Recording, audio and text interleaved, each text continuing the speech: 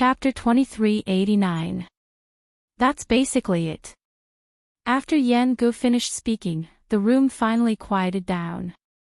Mu Hongyu was in a daze. Yan Gu waited for a while. Seeing that she did not move, he waved his hand in front of her eyes. Hongyu. Hongyu.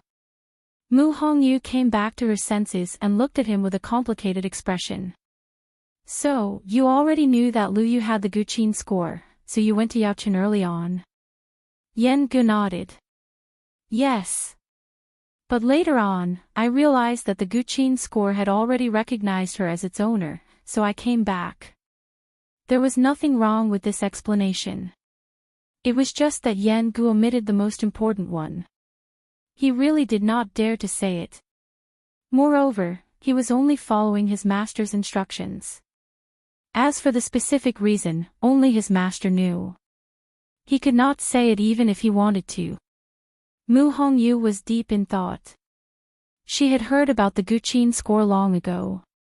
She could not find any fault with Yan Ji's explanation. But, if it's just for the Guqin score, second master Yan, you seem to be taking too much care of Lu Yu, right? Yan Ji's expression immediately turned serious. That's a must. The Guqin score belongs to the palace of the illusory god and is very important. Since she's the owner of the Guqin score, we should do the same. Mu Hongyu asked in return. Since it belongs to the palace of the illusory god, why is Zhenbao Pavilion so concerned about it? Yan Gu coughed. Zhenbao Pavilion and the palace of the illusory god are inextricably linked. We also hope that the Guqin score can return to the palace of the illusory god smoothly. In that case, won't the palace of the illusory god want to snatch Lu Yu's Guqin score? Sigh, that's not the case. Don't you see that the palace of the illusory god is very polite to her now?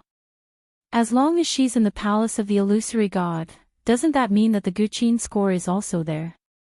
Mu Hongyu thought about it and felt that it made sense, but she also felt that something was not quite right. Yan Gu said, I've said everything that needs to be said. Now, you should be satisfied, right? Mu Hongyu took a deep breath and tried her best to calm the waves in her heart. After a while, she said, I understand. After saying that, he got up and was about to leave. Yan Gu hurriedly said, Hey, you promised me that you would keep it a secret. Mu Hongyu frowned. Actually, it doesn't matter even if Lu Yu finds out about this. She's not a petty person. Second Master Yan, what are you worried about? Yan Gu sighed helplessly. I know that. In fact, I've been looking for an opportunity to talk to her, but I haven't found the right time, so it's been delayed until now. Therefore, I would like you to keep this a secret for the time being. I will find an opportunity to apologize to her personally. Mu Hongyu thought for a long time before she finally agreed. It's a deal. After saying that, Mu Hongyu's figure quickly disappeared from the room. Yan Gu heaved a long sigh of relief. Looking at the empty room, he could not help but mutter, looks like I'm really close to breaking through to the Mahayana realm. After leaving the treasure pavilion, Mu Hongyu went back to her own place. At this moment, another silver light flew up and slowly bloomed in the air. She looked up. Qi Han had actually broken through another Grandmaster Xian formation. At this speed, he should be able to enter the palace of the illusory god soon, right? At this thought, Mu Hongyu's eyes turned slightly and looked at the palace of the illusory god. At this moment, Lu Yu should also be paying attention to Qi Han's situation. It would be better for her to look for her later. Besides, she seemed to have touched the threshold of the Mahayana realm. Chapter 2390. 3 months passed by in the blink of an eye. On the Star Road, Qi Han had already reached the final Xian formation. Looking at the final Xian formation beneath his feet, Qi Han let out a long sigh of relief. Not far in front of him, Wan Jianfang was looking at him with a complicated expression. This Qi Han, actually came here directly. Even though he took longer than Chu Luiyue, his efficiency was already very shocking. One had to know that the seventh divine envoy, Jin Yunlai, also walked from the beginning to the end and entered the illusory god palace through the Star Road. But Chi Han was even faster. At this moment, the number of onlookers on both sides of the Star Road had decreased by a lot. There was only slightly more than a month left before the Heaven Gate closed. Most people only cared about themselves and didn't have the leisure to care about others. The remaining people were basically certain that they had no hope of ascending to the heavens and becoming a god, so they had already chosen to give up. Of course, there were also many Xian masters who hoped to learn something from Chi Han. They hoped that they could be enlightened like Xiao Ran and break through. Of course, this was actually very difficult. After all, there was only one Xiao Ran in the entire illusory god palace. Chi Han didn't care about this at all. He stared at the Xian formation and raised his hand. A stream of light flew out and quickly condensed into a huge halo in front of him. Obviously, he also planned to use Chu Luiyue and Xiao Ran's method to break this last Xian formation. Guan Jianfang frowned even more. He wasn't a Xian master, but as a divine envoy, he had a certain understanding of the Star Road and Xian formations. Chi Han's performance on the Star Road was simply too shocking. Such talent was definitely above Jin Yunlai's. Also, he was the same as Chu Luiyue, he didn't have a bloodline totem. There was a reason why Chu Luiyue could enter the illusory god palace. Then, Chi Han shouldn't be able to do it, right? Of course he can enter. Chu Luiyue put down the herbs in his hand and smiled. He has already come this far. How can he not come in and take a look? He could complete the Star Road in a few short months. How difficult would it be for him to enter the illusory god palace? Su Li sat opposite her. Looking at her calm expression, she couldn't help but say, "You really can keep your composure." Even I was so excited that I couldn't help but sneak out to take a look a few times, but you didn't go out even once. Those who didn't know better would think that Chi Han was my subordinate. Whether I go or not, the result will be the same. Chu Luiyue said as he put away the medicinal herbs and stood up. Su Li was surprised. Are you going out? Chu Luiyue nodded. I'm going to see Dumpling. Ever since Dumpling left last time, she had not been here. She thought for a moment and knew that it must have been Yu Qian who gave the order. However, Dumpling couldn't come over, but she could. During this period of time, he had been busy researching the prescription and had not had the time to take care of Dumpling. He had to go and take a look. Su Li nodded her head and sighed in disappointment. It's a little boring to be alone. Chu Luiyue raised his eyebrows. Why hasn't Senior Tang Ke come? In fact, she had wanted to ask this question for a long time. Su Li spent most of her time in the illusory god palace. It was reasonable to say that Tang Ku, who was also a refining saint, should have come. However, he didn't. Su Li rested her chin on one hand. He said that he was practicing refining with Shangguan Jing. It's good that he didn't come, so he won't delay my business. Chu Luiyue said with a smile, it seems that Taizu will break through later. I have to thank Senior Tang Ku and you. Su Li waved her hand. Thank me for what? Chu Luiyue smiled deeply and didn't say anything. Su Li reacted quickly and blushed slightly.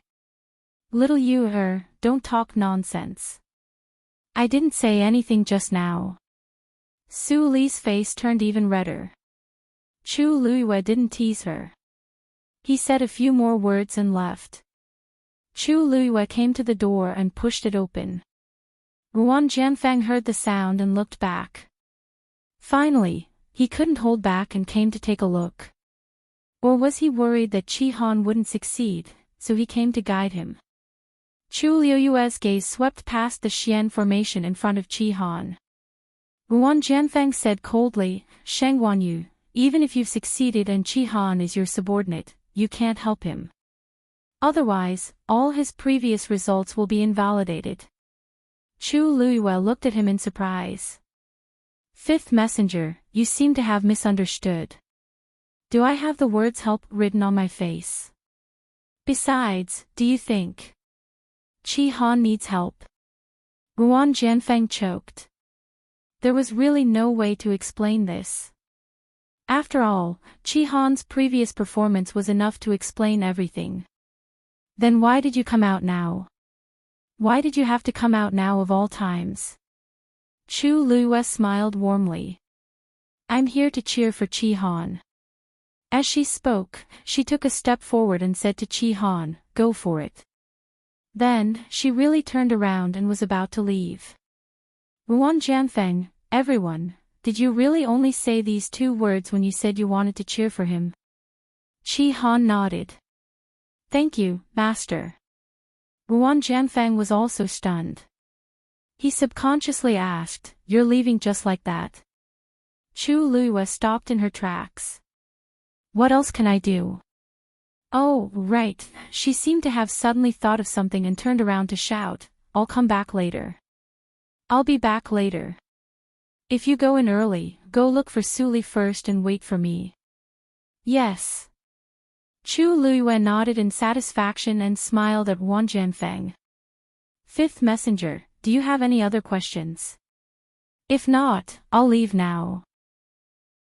Ruan Jianfeng's face was cold as he waved his sleeves fiercely. Chu Luiyue's eyes curved as she left with light footsteps. Chapter 2391. Chu Luiyue walked straight and arrived at Fengming Mountain. As soon as she stepped through the barrier, she was shocked. Because not far away on Fengming Mountain, there were actually several balls of flames burning. Those scarlet gold flames seemed to have surged out from the rocks of the mountain. They were incomparably hot and jumping about in joy. Even the nearby space gradually became distorted under the roasting of the flames. On the top of the mountain, Dumpling was sitting cross-legged with her eyes closed. The vast and astonishing energy of heaven and earth was crazily surging into her body. Even the current Chu Luiyue could faintly feel a trace of danger from the pressure on Dumpling's body. No wonder Dumpling had not made any movements recently. It turned out that she was concentrating on her cultivation. The purest bloodline was indeed extraordinary.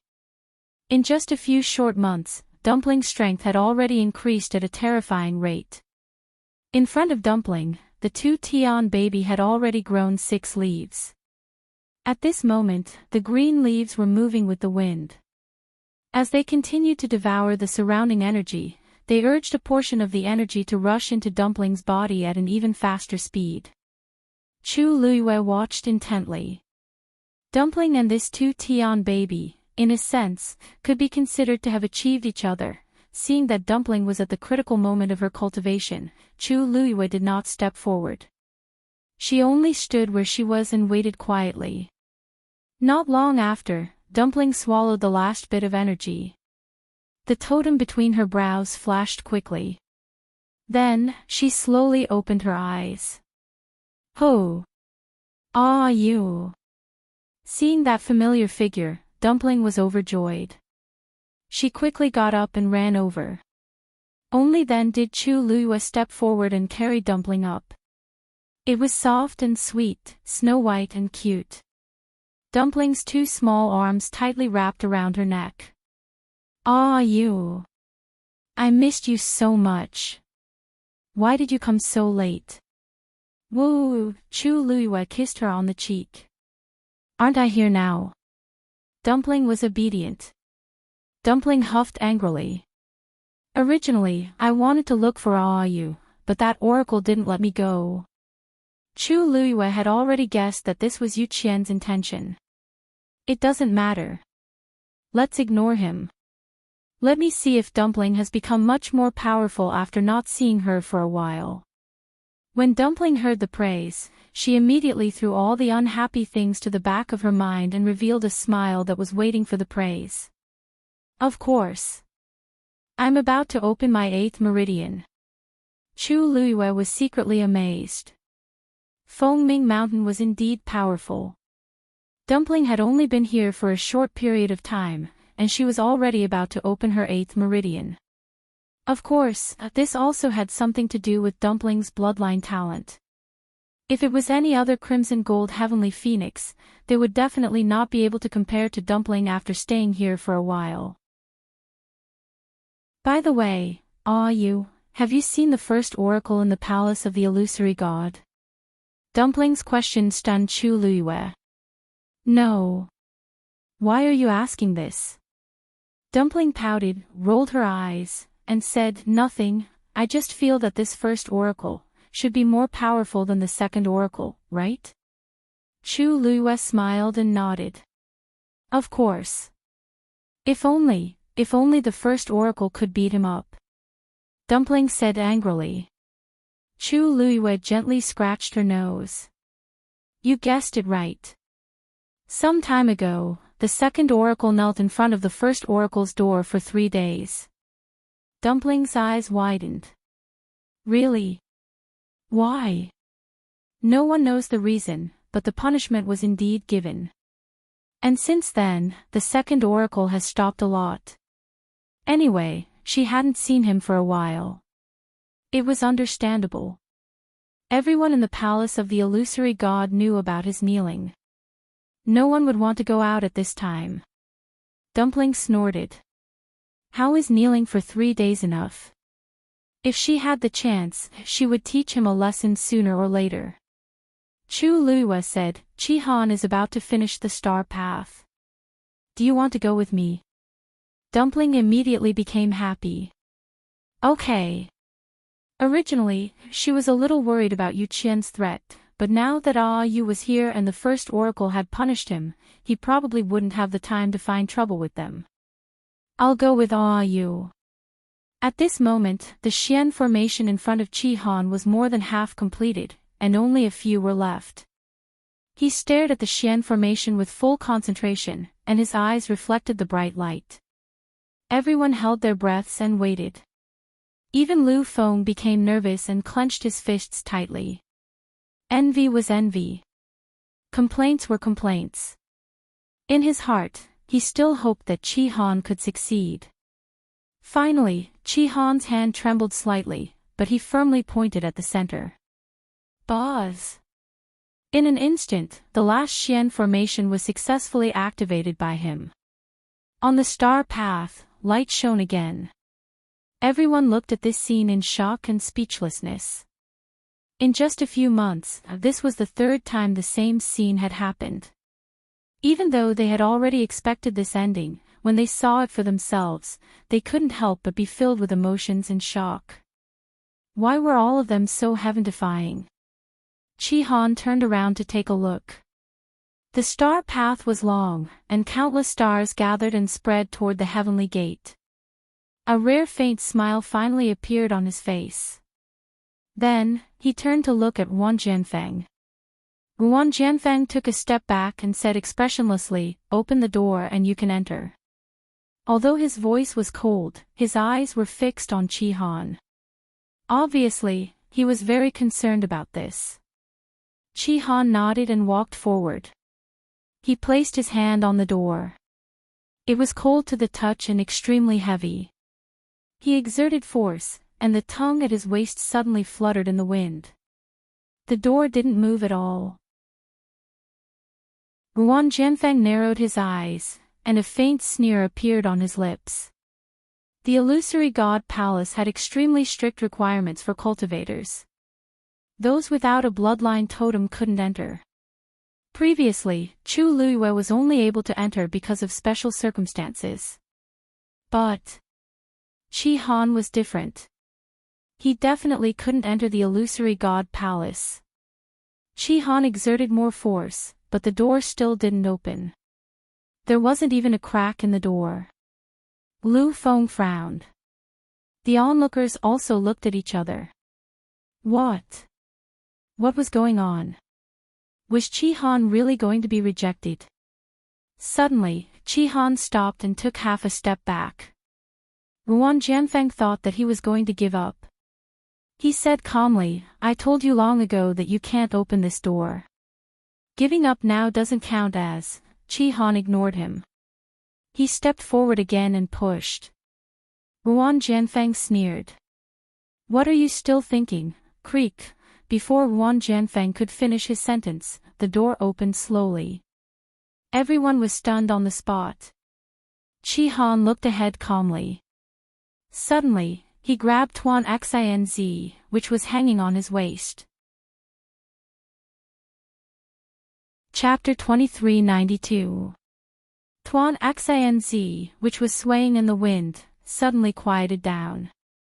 The words on it, which were so obvious that they were about to burst out of it, also faded a lot and returned to its original appearance. Chi-Han looked forward. The majestic and sacred palace of the illusory god stood quietly. He slowly tightened his grip on Tuan Xinz. It seems that we came at the right time. A clear female voice broke the deathly silence in the area. Everyone subconsciously looked back and saw Chu Luyue holding Dumpling's hand and walking toward them. Hearing this, Chi-Han also looked over. He silently released Tuan Xinz in his hand and bowed in salute. Chi-Han greets master. Chu Luyue smiled and said, Why are you so particular? You just finished the star path, and it's time to celebrate. Dumpling also raised her face and gave him a thumbs up. Brother Chi-Han, you're amazing. Chi-Han's gaze fell on Dumpling's face, and a smile quickly flashed across his eyes. Since it's a coincidence, let's go in together. Master, Lu Feng's pitiful voice came from the side. Chu Luyue coughed. Lu Feng, continue to work hard. Lu Feng, is this something that can be achieved by hard work? Master, do you have some misunderstanding about hard work? Chu Luyue thought for a while and comforted her. Don't worry, although you're not the first, as long as you're not the last. Lu Feng. Master, this kind of comfort is better not to give. Dumpling waved her hand. Brother Lu Feng, we're leaving first. Lu Feng, she couldn't stay here any longer. Looking at Lu Feng, who was about to go berserk, Chu Luyue finally mercifully swallowed the rest of his words. If this went on, Lu Feng might really go crazy. She looked at Ruan Jianfeng and smiled. Fifth Oracle, don't you want to go in together? I'll have to trouble you to arrange Chi-Han's residence. Of course, if you're too lazy to go, you can let Chi-Han live next door. Ruan Jianfeng's chest seemed to be surging with emotions. Until now, he still couldn't figure out how Chi-Han had opened the door. But now was obviously not the time to pursue these matters. He didn't reply to Chu Luyue and walked inside with a sullen face. At this moment, a familiar voice came from behind. Wait! Chu Luyue turned his head and said in surprise, Hongyu. Why are you here? Suddenly, her voice paused as she looked at Mu Hongyu. Her eyes were filled with shock. Mu Hongyu seemed to be different from before. On the surface, Mu Hongyu did not seem to have changed. However, when she walked over, the surrounding space actually flowed slowly with her. Every movement of hers seemed to be exceptionally relaxed and natural. It was like a gust of wind, moving freely. She was clearly not walking fast, but in the blink of an eye, she was already in front of everyone. Most importantly, it didn't cause the slightest energy fluctuation. You broke through? Chu Luyue asked in surprise. Mu Hongyu's almond-shaped eyes sparkled. Yes. I came to find you as soon as I succeeded. I didn't expect to meet you here. As she spoke, she looked at Ruan Jianfeng. Fifth Divine Envoy, let's go in together. Since she had reached the Mahayana realm, she naturally had the right to enter the illusory god's palace. Even Ruan Jianfeng, who had seen many big scenes, was shocked at this moment. Mu Hongyu blinked. Fifth Divine Envoy, I won't stop you from entering, right? Do I have to open the door myself? But I can go through the door directly, so I don't have to, right? Ruan Jianfeng's eyelids twitched violently. It took him a lot of effort to suppress the emotions in his heart. He turned around without saying a word and walked towards the illusory god's palace. Chu Luiyue raised her chin at Mu Hongyu and smiled. You came at the right time. Let's go in together. Mu Hongyu and Qi Han chose to sit next to Chu Luiyue without hesitation. Ruan Jianfeng agreed very quickly and left in a hurry without saying anything. The situation had exceeded his expectations. He had to discuss with the other divine envoys as soon as possible on how to deal with it. Mu Hongyu shrugged at Ruan Jianfeng's back. He left so quickly.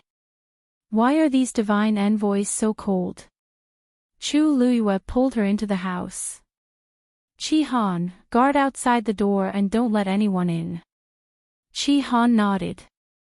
Yes. Mu Hongyu followed Chu Luiyue into the house. Chu Luiyue still carefully set up a barrier just in case. Then, she looked at Mu Hongyu. Hongyu, are you 100% confident? Mu Hongyu nodded slightly. As long as there are no accidents, we will definitely be able to bring Master back this time. Chu Luiyue exhaled, and her heart beat quickly. Now is the best time. Everyone had seen them enter the illusory god palace. No one would have thought that at this time, they would quietly sneak into the illusory god sea. Mu Hongyu's expression was firm. Let's go together. Chu Luiyue looked at Dumpling. Dumpling, wait here first. The contract between her and Dumpling could not be known to others. Then, Dumpling could only stay here temporarily. Dumpling nodded seriously. Dumpling will definitely wait here obediently. Ah, you must be careful. Chu Luiyue touched her little face. Hongyu, let's go. Mu Hongyu held her breath and raised her hands. Then, the space in front of her started to ripple like water. She grabbed Chu Luiyue's hand and stepped in. The two figures disappeared in an instant. Chapter 2393. On the illusory god sea, a silver bridge stood quietly, extending from the divine gate to the bottom of the sea. The surface of the water was sparkling. However, the sea further away was still dark, treacherous, and mysterious. A cold wind blew across the surface of the sea, bringing with it a bone-chilling chill. It was dark all around. Tyrannical and terrifying spatial turbulence was constantly surging around. Fortunately, Mu Hongyu had already set up a barrier in advance to protect the two of them. Chu Luiyue could clearly hear the sound of those forces hitting the barrier, and couldn't help but exclaim secretly. The Mahayana realm was indeed powerful. The current Mu Hongyu could not only directly tear through space, but she could also control the power of the surrounding space. Even a venerable god powerhouse couldn't do this. Up ahead is the place you mentioned before. Mu Hongyu said. She had come to the illusory god sea several times before, and had a rough understanding of the situation here. She clearly knew the location of Chu Luiyue's first visit to the illusory god sea. Out of convenience, she still brought Chu Luiyue here. In this way, they might be able to find Diwu Zhangzi faster. Chu Luiyue nodded. If Senior Diwu is still trapped in that place, everything will be easy. The last time she came, it was because Diwu Zhangzi was trapped in the surroundings, and there was an extremely tight defense. She didn't dare to act rashly alone. But this time, she teamed up with Mu Hongyu, and the odds of success were much higher. After a while, Chu Luiyue suddenly felt a light in front of her. We're here. Mu Hongyu whispered. As she spoke, she exerted force and pulled Chu Luiyue out of the interspace. A squeezing force quickly crushed her body. But fortunately, this was not a problem for Chu Luiyue now. The sight in front of her gradually became clear. She looked around. It's here, right? Mu Hongyu asked. Chu Liyue nodded, and then pointed below her. Over there, a hazy ball of light flickered. Even though there was still a considerable distance between them, they could still clearly feel the astonishing pressure from it. Mu Hongyu made up her mind. Master is right there. Now, all they had to do was set off from here, pass through the chaotic space below, and directly arrive at Diwu Zhang's location. Then, they would be able to leave successfully. Mu Hongyu said and waved her hand. Then, Chu Liyue felt that the surrounding spatial energy that was about to crush him was gradually moving away. Then, a spatial crack appeared in front of Mu Hongyu. Mu Hongyu stepped inside. However, right at this moment, the voice of a young woman that was filled with rage suddenly sounded out. Who is it? Mu Hongyu and Chu Liyue were both shocked. There was actually someone here. The two of them looked at each other and immediately came to a consensus. They had to act as soon as possible. But it was too late. A vigorous and unparalleled force suddenly swept over from the deep sea. Chu Liyue pulled Mu Hongyu behind her and narrowly avoided it. However, the spatial crack in front of the two of them collapsed along with it. Bang! Seeing this, the two of them felt their hearts sink. Their whereabouts had been discovered. It was almost impossible to rescue Diwu Zhangzi now. Chu Liyue made a prompt decision. Let's go. Mu Hongyu quickly nodded. At the same time, she waved her hand and forcefully tore open the space again. The only thing they could do now was to escape from this place as soon as possible.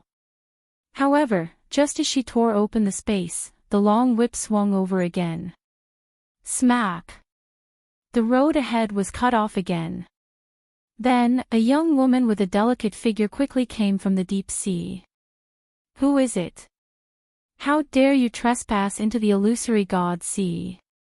As soon as she finished speaking, she had already blocked in front of Chu Liyue and Mu Hongyu. It was a woman who looked no more than 15 or 16 years old. She had delicate features and a pair of green eyes. The 12th Oracle. Chu Liyue was shocked. She had heard of this name long ago, but had never seen her before.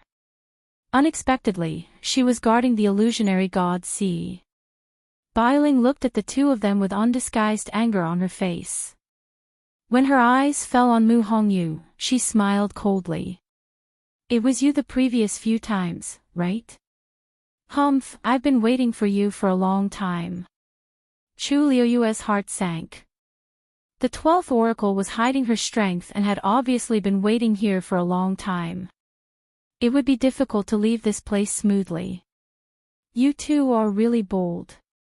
How dare you trespass in the illusionary god sea? Bailing had been guarding here all year round, so she didn't know them.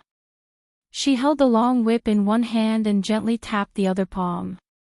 She glanced down at the ball of light below. The person imprisoned there is the biggest traitor of the illusionary god palace. The Divine Lord wants to punish him. How dare you come to save him? You must be tired of living. Chu Liyue narrowed her eyes. Traitor. Diwu Zhangzi. Those who trespass without permission will be sentenced to death. Bailing swung the long whip in her hand. It's your honor to be killed by me personally. Smack! The long whip flew out in an instant. At the same time, the surrounding space began to crazily squeeze toward the two of them. Mu Hongyu was about to attack when she suddenly spat out a mouthful of blood. Chu Liyue supported her and turned around to stand in front of her. She saw that the long whip was about to hit her back. The biting cold almost made her ears buzz, and it was extremely painful. At this moment, an indifferent and low voice sounded. Bailing, stop. Bailing was shocked and hurriedly turned to look. The first oracle. Chu Liyue's heart shook when she heard this voice. Her body stiffened, and she slowly turned to look at the newcomer. Chapter 2394. The sea was cold and the waves were surging. The sound of the long whip seemed to be echoing in her ears. Chu Luiyue stared blankly at the person not far in front of her. For a moment, she almost thought that she was in a dream and that everything was just an illusion. When Mu Hongyu heard the commotion, she was also shocked and hurriedly looked up. The first oracle is here. When that person's face came into view, Mu Hongyu's voice also stopped abruptly. She almost subconsciously looked at Chu Luiyue. Her lips moved slightly as if she wanted to say something, but she didn't know how to start. There was silence all around. Chu Luiyue could even clearly hear the sound of her heart beating. Her fingertips curled slightly, and a chill came out of nowhere and wrapped around her. This person was so familiar, yet so unfamiliar. His features were handsome and his figure was tall and straight. Wearing a well-cut grayish-blue robe, he had a bit of a cold and noble aura that people could only look up to and not climb. He was indeed very different from how he looked in her memory. But his eyes were so familiar, as if they were carved into her heart like a knife. She fixed her gaze on the person in front of her, and the corners of her lips gradually raised into a faint smile. But there was no smile in those starry eyes. Instead, it seemed to be covered with a faint layer of mist, making it difficult to see clearly. She said softly, "Mu Qinghe. Is it fun to lie to me?" The palace of the illusory god. Dumpling was alone in the room. She touched the teacup, touched the table, and even opened the jade bottles on the bookshelf to smell them. When there was nothing else to play with, she finally lay straight on the bed. Her whole body stretched out like the Chinese character. Looking at the curtain above, she mumbled, "So boring, knock knock." Someone knocked on the door suddenly from outside. Dumpling suddenly jumped up. "Ah, you is back." But just as she ran to the door, she suddenly stopped. "That's not right. If you and the others came back, they should have come straight to this room. Why did they have to knock on the door?" Dumpling pursed her lips and walked back. "It should be someone else, right? But you said not to open the door for anyone." Chi Han was outside. He would definitely stop them. Sure enough, the knocking sound disappeared. Dumpling lazily walked back and climbed onto the bed. Suddenly, there was another knock on the door. Most importantly, he was knocking on the door. Dumpling frowned in confusion. "Who?" Chi Han's voice sounded. "Dumpling, someone's looking for you." Dumpling was dumbfounded. Looking for me? At this time, who would come looking for her? She thought for a while, but couldn't come up with an answer. But Chi Han seemed to have let them in. That shouldn't be a problem, right? Thinking of this, Dumpling shouted, "He's here." With that, she ran to open the door.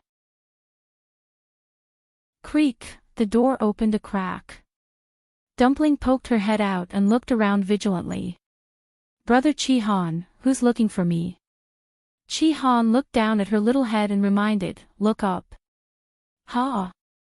Dumpling looked up instinctively. Chi Han was standing in front of the door, looking at her helplessly. "Who?" Whoosh. Before she could finish, a green shadow pounced on her. Before Dumpling could see anything clearly, she felt two claws grabbing her hair tightly. She was instantly annoyed. "Ah, don't grab my hair." With that, she raised her hand to fight back. But at this time, only her head was exposed. Her body was inside the door, and she couldn't do anything for a while. She could only let the other party grab her hair. "Ah, I'm going to be angry." Dumpling's voice suddenly rose an octave. Chi Han sighed helplessly and grabbed a certain person who was doing evil. "If you have something to say, wait for Dumpling to come out." With that, he helped Dumpling open the door. Dumpling was released and immediately heaved a sigh of relief. However, the pain from her scalp still made her very angry. She looked up angrily. I think you're looking for, Red Demon. The anger in her heart instantly dissipated, leaving only deep shock and disbelief. The green sparrow in front of her had green feathers and red eyes. Wasn't it Red Demon? But wasn't Red Demon already dead, Red Demon? You're not dead. Tuanzi suddenly realized something and screamed out loud. Then, she suddenly recalled everything that had happened before and gasped in shock. It's you. It's you who was at Phoenix Cry Mountain. Right. Red Demon didn't answer. It just struggled to flap its wings. Only then did Chi Han let go. Red Demon flew over, bit the corner of Dumpling's skirt, and began to pull her out. Dumpling hurriedly said, "Wait. I haven't made myself clear." Red Demon suddenly turned around and glanced at her. Just this glance made Dumpling's heart skip a beat. After being stunned for a moment, Dumpling immediately followed. "I'll go with you." They had been together for too long. Even if Red Demon didn't say anything, Dumpling knew that something had happened just by looking at its eyes. Chi Han frowned slightly, but he didn't stop her. Dumpling ran 2 steps before she remembered something and looked back.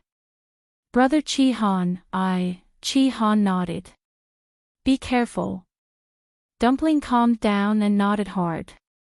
She immediately turned around and followed Red Demon. The 2 silhouettes left quickly, gradually disappearing from sight. Chi Han didn't look away until they were out of sight. He turned to look at the main hall of the palace of the illusory god. It was towering, standing, and cold. Chapter 2395. Hong Yao and Dumpling soon arrived at the Divine Gate.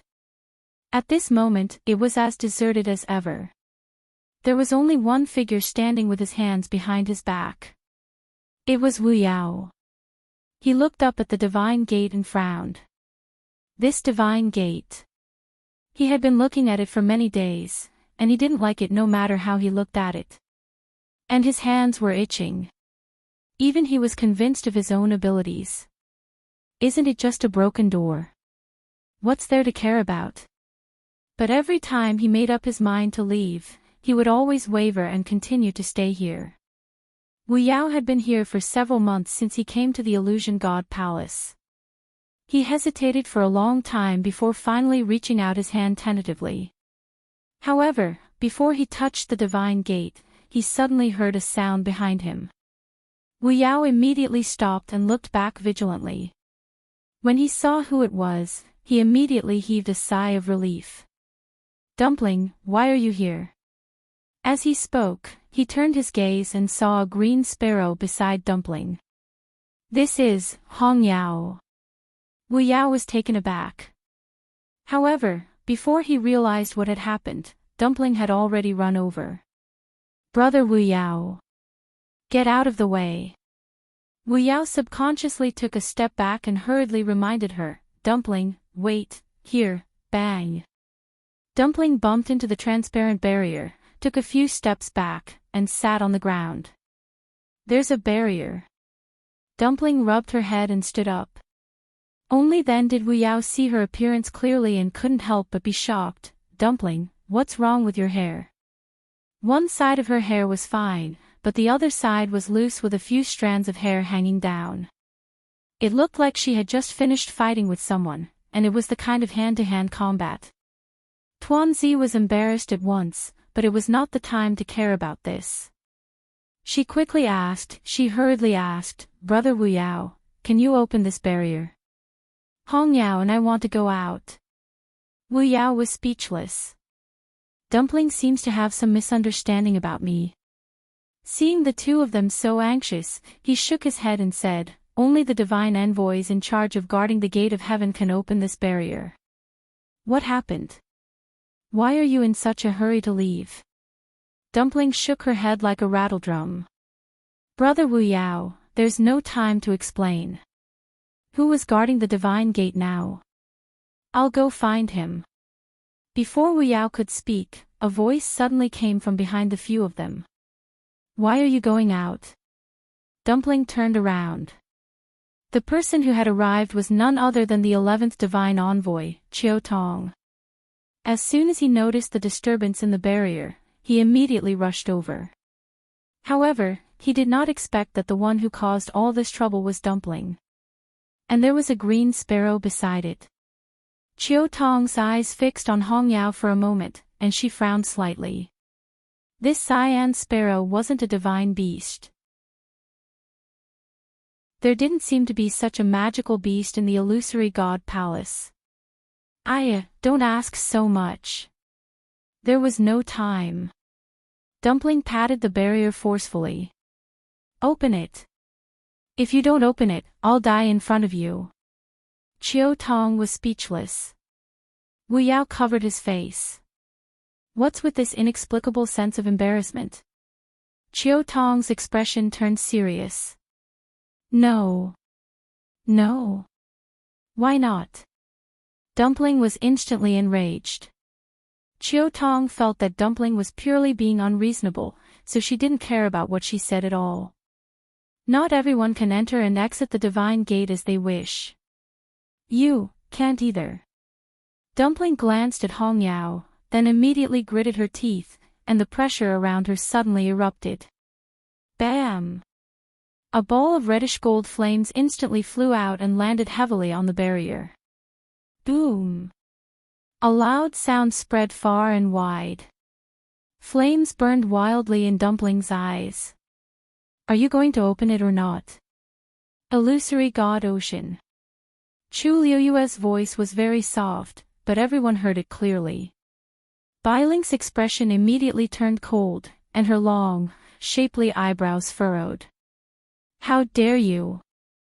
How dare you call the name of the first divine envoy directly? Chu Liyue laughed as if she had heard a joke. She tilted her head and looked at Mu Qinghe. Mu Qinghe, tell her, do I have the right to call you that? Bailing turned her wrist and was about to attack again.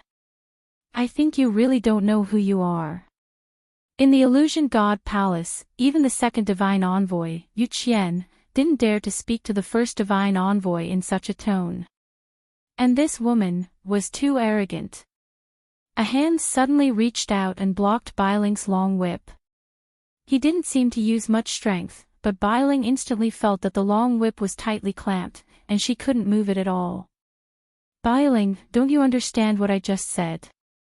Mu Qinghe said lightly, but her tone was unquestionable and domineering. Bailing was shocked, and a deep sense of respect flashed across her eyes.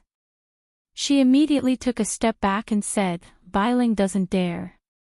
Only then did Mu Qinghe toss the long whip over. Bailing hurriedly caught it and didn't dare to say another word.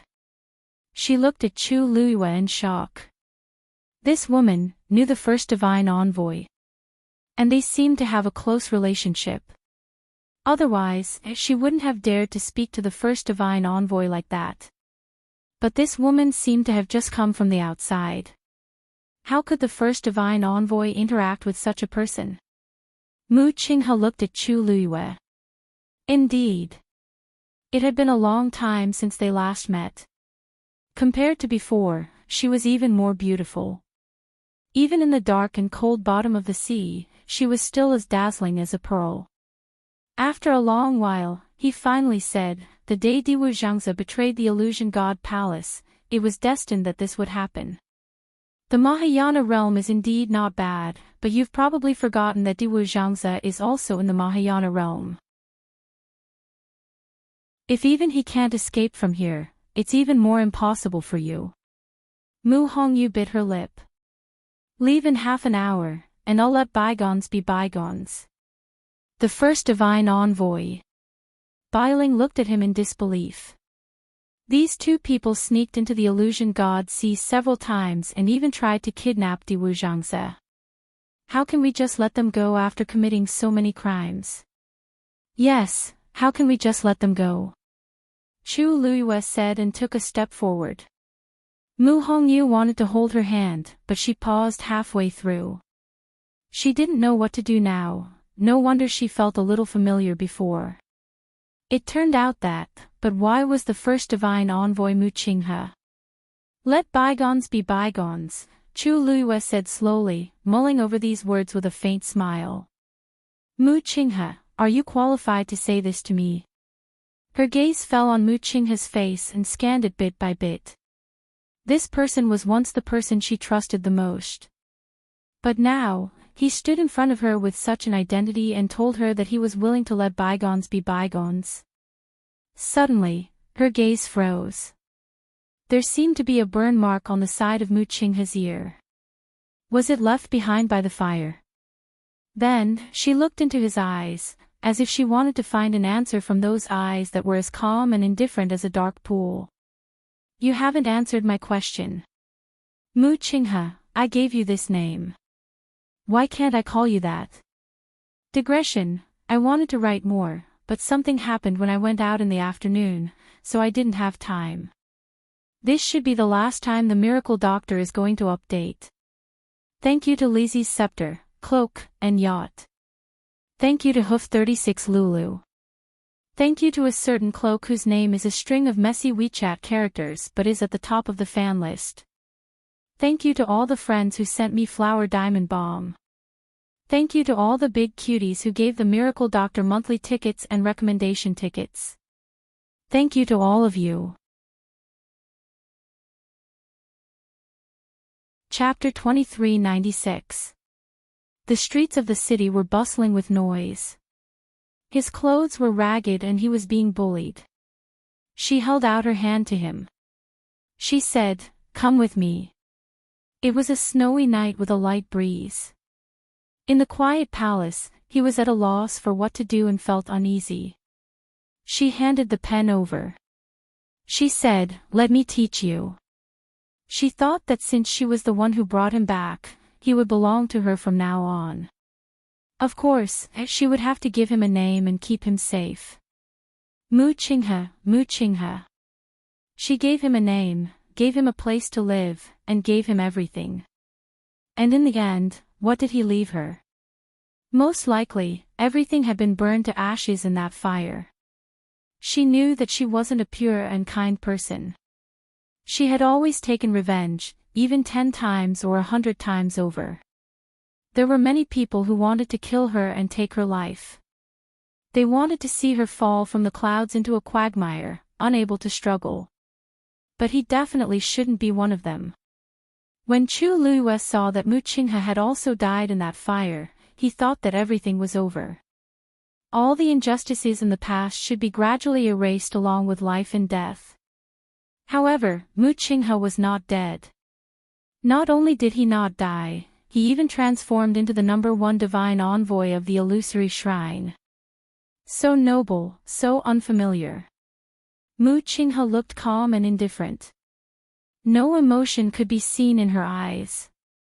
He looked at her as if he was looking at an insignificant person whom he had only met a few times.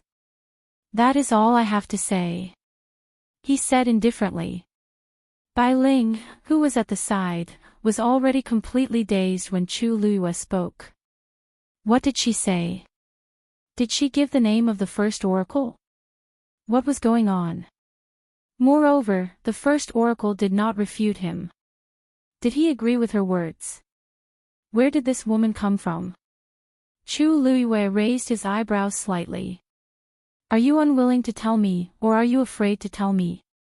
Is it very difficult for you to admit this? I don't want to fight you. What a coincidence, me too. The corners of Chu Luiyue's lips curled up into a smile as he sized him up again.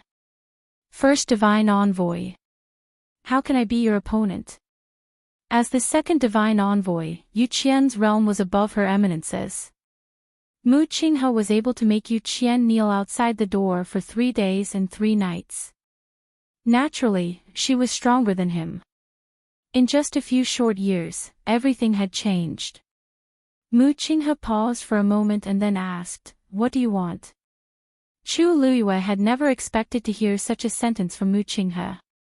However, compared to the impact his true identity had on her, this was nothing. The smile on her face gradually disappeared, as if it was covered with a thin layer of frost. Since you already know, then I'll be frank. What I want is very simple, let Di Wuzhangzi leave. That's impossible, Mu Qinghe immediately denied. Regarding this matter, I've already made it clear enough. For the sake of our past relationship, I'll let you go this time. But there won't be a next time. If you come again, I won't be merciful. Merciful? Chu Luiyue narrowed his eyes and sneered. When you killed me back then, you didn't seem to be merciful either, did you? Mu Qinghe's hands slowly clenched by her sides. Chu Luiyue stared at her with a half-smile. I must save Di Wuzhangzi. If I don't succeed this time, there will be a next time, and a time after that. Since the illusory god ocean is under your control, then. I think, why don't we act today and get rid of all future troubles? She raised her head slightly, revealing her slender and fair neck. Mu Qinghe, if you have the ability, kill me again. Mu Qinghe's eyes seemed to surge with emotions, but they quickly disappeared. He stared at her and said slowly, do you think I don't dare? As soon as he finished speaking, he flicked his wrist and a sharp sword appeared in his palm. Swoosh! The cold blade was pressed against her neck. Mu Qinghe! Mu Hongyu immediately exclaimed. Are you crazy? Although she didn't know much about Mu Qinghe, she knew a little. In the Tianling dynasty, who didn't know that Mu Qinghe was groomed and promoted by the princess? She was shocked for a long time when she heard that Mu Qinghe had betrayed Chu Luiyue. Because she couldn't understand how Chu Luiyue could do such a thing when he treated such a person with sincerity. Even now, he had become the first oracle, but he still wanted to attack Chu Luiyue. Mu Qinghe ignored Mu Hongyu. Chu Luiyue suddenly laughed, but there was no surprise in his eyes. Hongyu, why are you so shocked? It's not the first time he's done this. Maybe it'll be easier this time. Mu Qinghe's expression was piercingly cold. A majestic aura descended, and he flipped his wrist and was about to slash down. At that instant, an extremely nervous voice could be heard. Stop! Immediately after, a reddish-gold flame flew over from afar and landed heavily on the sword. At the same time, a green shadow crashed into Mu Qinghe's wrist. His hand was slightly deflected, and the long sword narrowly brushed past Chu Luiyue's shoulder. There was a slight pain. Chu Luiyue glanced sideways. There was a shallow cut on his shoulder, and dark red blood gradually seeped out, staining the ground. A small person stood in front of him. It was Dumpling. Don't bully you. Chu Luiyue frowned slightly. Dumpling, why are you here? Didn't I ask her to wait in the palace of the illusory god? Dumpling quickly turned around and saw the wound on his shoulder. She was so angry that her face turned red. If she came a moment later, Chu Luiyue hugged her and patted her back gently. Dumpling, don't worry. I'm fine. Tuanxi pursed her lips, and her big black grape-like eyes were red and full of tears. Chu Luiyue touched her messy hair. How did you end up like this? Suddenly, she paused and looked up as if she sensed something.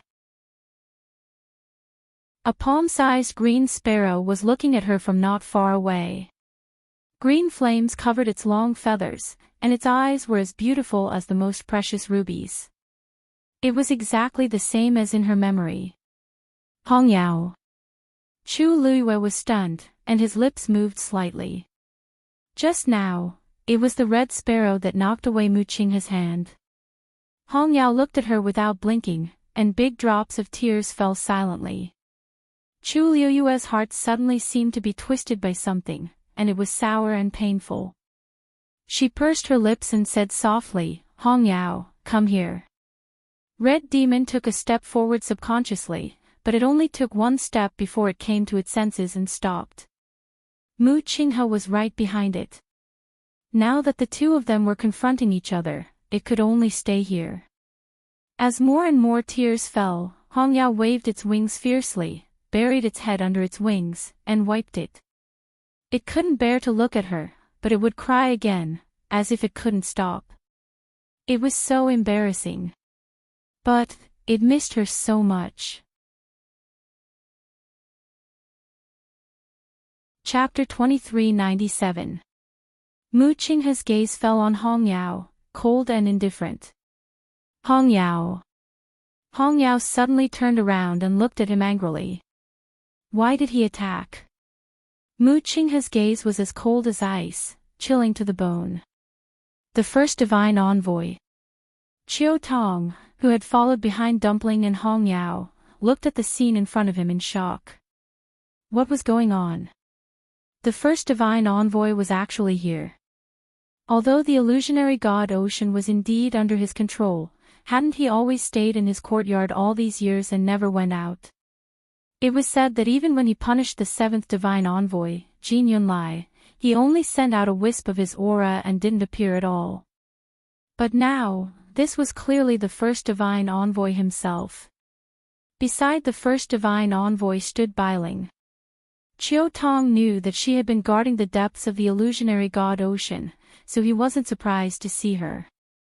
But the key point was, the two women standing in front of the first divine envoy, Sheng Wanyu. Mu Hongyu. Why are you here? Mu Qinghe glanced at him. Chiao Tong, you're really competent as the Heavenly Gate Guardian. Chiao Tong's heart skipped a beat. Chiao Tong is incompetent. Countless guesses instantly surged in his mind. Could it be that Mu Hongyu had broken through to the Mahayana realm? That was the only way the two of them could come to the illusionary god Ocean so quietly. Moreover, they actually alarmed the first divine envoy. Just take it as a warning to you. If you don't believe me, you can try again. Mu Qinghe said coldly. These words were obviously directed at Chu Liyue. Chu Liyue's lips curled into a sneer. Okay. Mu Hongyu stepped forward and grabbed her arm. Liu, let's go back first. The current situation definitely couldn't continue. They could only leave this place first and think of another way later. Looking at Mu Qinghe's posture, he would really do it. Chu Liyue hugged Dumpling tightly and glanced at Mu Qinghe. I will take back what belongs to me. Mu Qinghe did not say anything. Mu Hongyu tore open a spatial crack and pulled Chu Liyue away. Even though Mu Qinghe and the others had already found out about it, the fewer people who knew about it, the better. Seeing the two of them leave so openly, Bailing finally couldn't hold back anymore and said, First Oracle, are you really going to let them go just like that?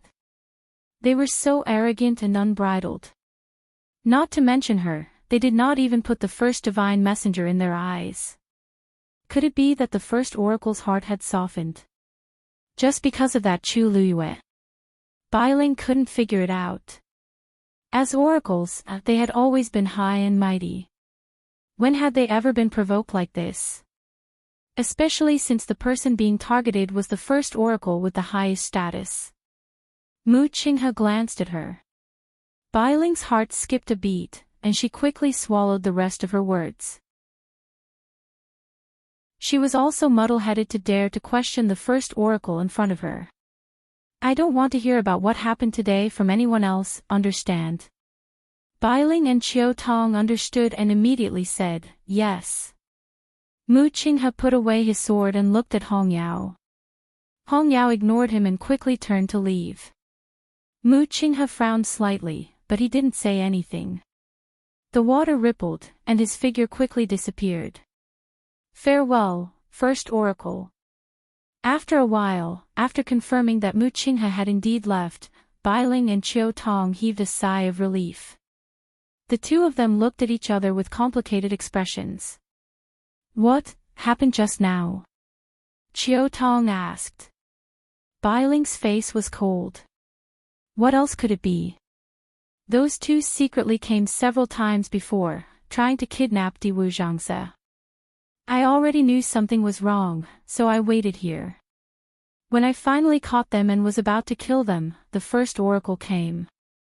Moreover, the two women seemed to know the first divine emissary, especially the one in red. Sheng Wanyu. Yes, it's her. She seemed to have a close relationship with the first oracle, but I didn't know what was going on after listening for a long time. After the first oracle warned them, he planned to let them go. I tried to stop him, but the first oracle warned me. Qiu Tong frowned. The first oracle is protecting them like this. Bai Ling thought for a while and said, not really. After all, the first oracle had already attacked just now, but he was stopped by the crimson gold sky phoenix and the blue sparrow. You know what happened after that? I'm sure that they did have dealings with each other. I just don't know what happened. It was extremely difficult to find out if it was related to the first oracle. Right, speaking of the blue sparrow. I don't remember the first oracle having a contract with a fiend beast. When I saw the blue sparrow at the gate of heaven, I was wondering when there was one in the illusion god palace. So it's with the first oracle? Bai Ling was annoyed. How would I know? It was obvious that there was something wrong here. If the first oracle wanted to hide it, who would know? Qiu Tong frowned. I still think there's something fishy about this. There were so many problems in the past, but the first oracle didn't show up. Why did he come this time? And he even ordered us to keep quiet about what happened today. Was there really no other reason? Bai Ling didn't think so. This is the illusion god ocean. The first oracle has been in charge of it for 10,000 years. Now that something happened, isn't it normal for him to come? Moreover, Shengguan Yu and the other two had quietly crossed the divine gate and arrived here. They had almost kidnapped Diwu Zhangze. If this gets out, not only you and me, but also the first oracle will be criticized. Do you want to make a big deal out of it? Qiu Tong quickly waved her hand. How is that possible? I just think it's a little strange, so I said it casually. However, what you said is not without reason. It involves Diwu Zhangze and the illusion god ocean. It's normal for the first oracle to be cautious. Forget it. Anyway, the first oracle has already said that if they come again, they will be punished severely. Let's just do our job. Bai Ling turned and dived into the depths of the sea. Qiu Tong stayed for a while and finally left. Chu Luiyue and the others soon returned to the illusion god palace. She put Dumpling down and poured a cup of tea for herself and Mu Hongyu. Finally, she sat down and treated the wound on her shoulder. The wound wasn't deep, but Mu Qinghe's current cultivation level was very high. The power contained in the sword couldn't be underestimated. The room was quiet. Mu Hongyu held the teacup and looked up at Chu Luiyue from time to time. Chu Luiyue looked calm. After treating the wound, she went to comb Dumpling's hair. Red Demon caught you? She asked. Tuanxi said, in a low voice. Chu Luiyue nodded and tied the red rope again. Mu Hongyu finally couldn't help but ask in a low voice. Lu Yu, you're not angry. Chapter 2398. Chu Luiyue paused for a moment, then picked up Dumpling. What are you angry about? Mu Hongyu mumbled. Just. Mu Qinghe lied to you, Chu Luiyue thought for a moment and laughed. I'm not the only one he's biased towards, right? Other than her, the people from the palace of the illusory god didn't seem to know much about his past. Everyone said that the first divine envoy had been in seclusion for several years, but it was obvious that this wasn't the case.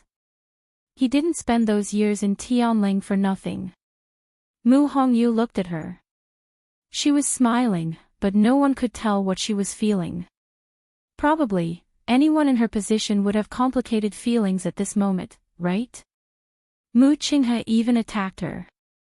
Chu Luiyue lowered her eyes slightly and paused for a moment before saying, when I first met him and found out his identity, I was indeed a little angry. But now...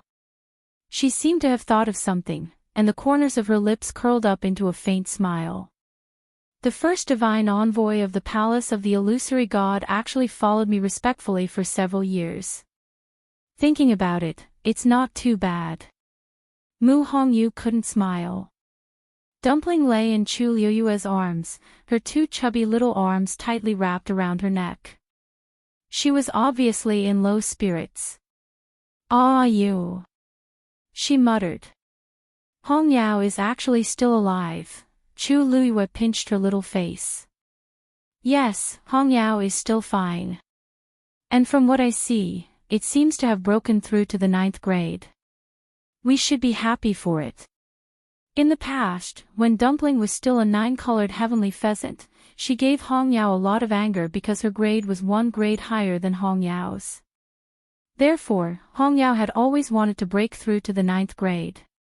Now, it had fulfilled its wish. Dumpling looked up at her. "But Hong Yao isn't happy." Chu Liyue fell silent. "Ah, you, I forgot to tell you before. Ever since I went to Fengming Mountain, I often felt a pair of eyes watching me from the shadows. I looked for him several times, but I couldn't find him. I even chased him all the way to the illusory god palace, but I still couldn't figure it out." Chu Liyue was stunned. "Are you talking about the first time I entered the palace of the illusory god?" "Yeah." Dumpling pouted. "I saw the shadow enter the residence of the first oracle. I knocked on the door for a long time, but they didn't open it for me. At that time, I was really angry, but..." Chu Liyue immediately understood. "That shadow is Red Demon." Dumpling nodded. "I didn't know it was Hong Yao until today when Hong Yao took the initiative to come here." "Hong Yao came to find you?" "Yes. If it wasn't for it, I wouldn't have known that you were in such danger in the illusionary god sea. Later, Hong Yao and I wanted to go out, but that oracle didn't agree no matter what. I said that I wanted to break the barrier, and he reluctantly agreed." Mu Hongyu shrunk her neck in silence. Break the barrier, only Dumpling could do such a thing. Chu Liyue was deep in thought. Hong Yao took the initiative to find Dumpling. Dumpling suddenly turned over and jumped down from Chu Liyue's arms. She hugged her arm and asked eagerly, "Ah, you, let's go and get Hong Yao back." "Okay." Chu Liyue sighed softly. "After all, it's Mu Qinghe's magical beast." Dumpling was indignant. "He's already the first oracle. What kind of divine beast can't he want? Is Hong Yao, a 9th grade magical beast, still missing?" Chu Liyue's eyes flickered slightly. Puff! Hong Yao flew back to the courtyard and plunged into the pile of fallen leaves. Then, Mu Qinghe's figure slowly appeared in the courtyard. He didn't even look at Hong Yao. He walked straight to the room and said coldly, "From today onwards, you're not allowed to take half a step out of here." Hong Yao suddenly flew out of the leaves and arrived in front of Mu Qinghe. Mu Qinghe stopped in her tracks. The human and the beast looked at each other. Perhaps because it had just cried, Hong Yao's eyes were particularly clear. At this moment, there was still anger in its eyes that hadn't dissipated. Mu Qinghe's expression was cold and unmoved. After a long time, Hong Yao turned around and left. Mu Qinghe pushed the door open and entered. Chi Han stood outside the door and watched quietly. Finally, there was the sound of the door opening. He looked back and saw Mu Hongyu walking out of the room. Compared to the excitement she had when she came, she couldn't hide her disappointment and looked a little haggard. She couldn't be blamed for being like this. She had always thought that after breaking through to the Mahayana realm, she could successfully rescue Diwu Zhangze. Who knew that things would develop to this point? Mu Qinghe already knew their plan and would definitely guard him more strictly in the future. It would be extremely difficult to rescue Diwu Zhangze again. He was the first oracle. It was obvious that he was on the palace of the illusory god's side. Thinking of this, Mu Hongyu suddenly gritted her teeth and quickened her pace to leave. "What did you say?" The first oracle is Mu Qinghe. In the room, Jian Fengqi was shocked and almost suspected that he was hallucinating. He suddenly stood up. Did you see wrongly? Mu Hongyu smiled coldly. He admitted it himself. How could he be mistaken? Jian Fengqi's mind went blank. He couldn't even speak. Mu Hongyu took a step forward and questioned him. Aren't you very close to him? Did you already know that he's the first oracle? Jian Fengqi felt extremely wronged. I really didn't know. His voice stopped abruptly. Mu Hongyu frowned. Just what? Jian Fengqi took a deep breath. I just met him by chance. We're not close, not close. Mu Hongyu stared at him. What did you say just now? Jian Fengqi felt a chill on his back. After a long time, he said helplessly. I really didn't know about this. Chapter 2399. Mu Hongyu looked at him suspiciously. Jian Fengqi raised his hand. I swear, this has nothing to do with me. Didn't you just say that the other oracles don't know about his past in Tianling? This proves that those things were basically arranged by him, don't you think so? Mu Hongyu thought about it carefully and gradually let go of her suspicions toward Jian Fengqi as she coldly snorted. Even if you didn't know about this, you didn't hear anything about his betrayal of Lu Yu. Jian Fengqi leaned back in his chair. If I had known, that wouldn't have happened. Even though he had been defeated by Chu Luyue for the past few years, he still respected her a lot in his heart. He knew that it was because of Chu Luyue that he could continuously improve his strength until today. It's just that, Jian Fengqi hesitated. Half a month before the incident, he had been in seclusion.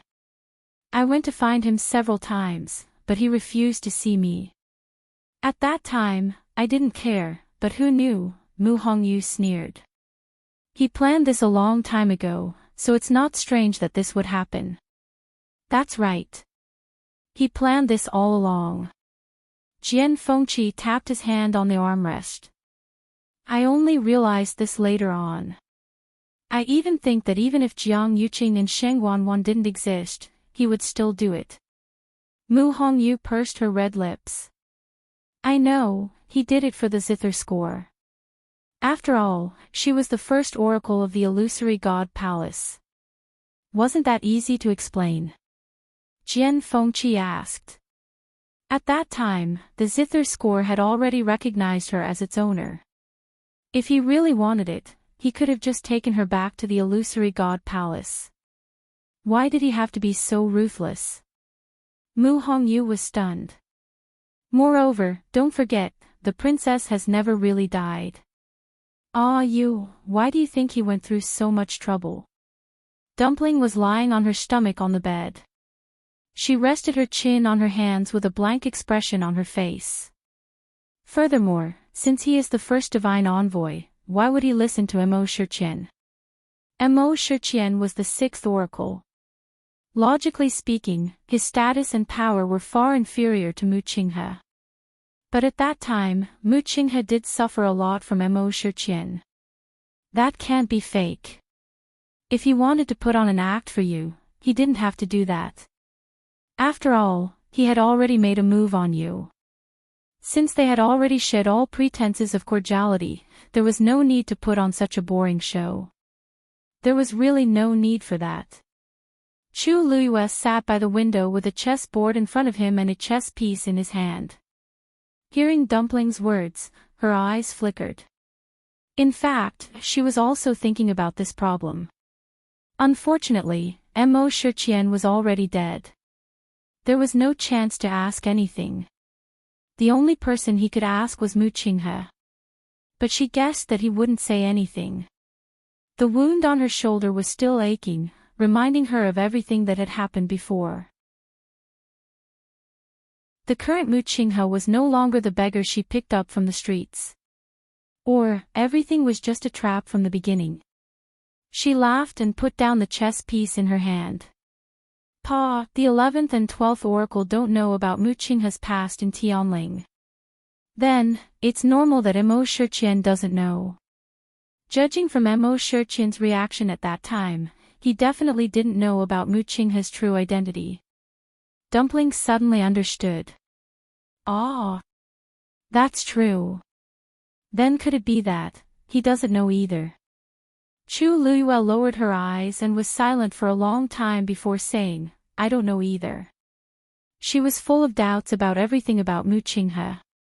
She couldn't guess what was true and what was false, and she didn't want to guess.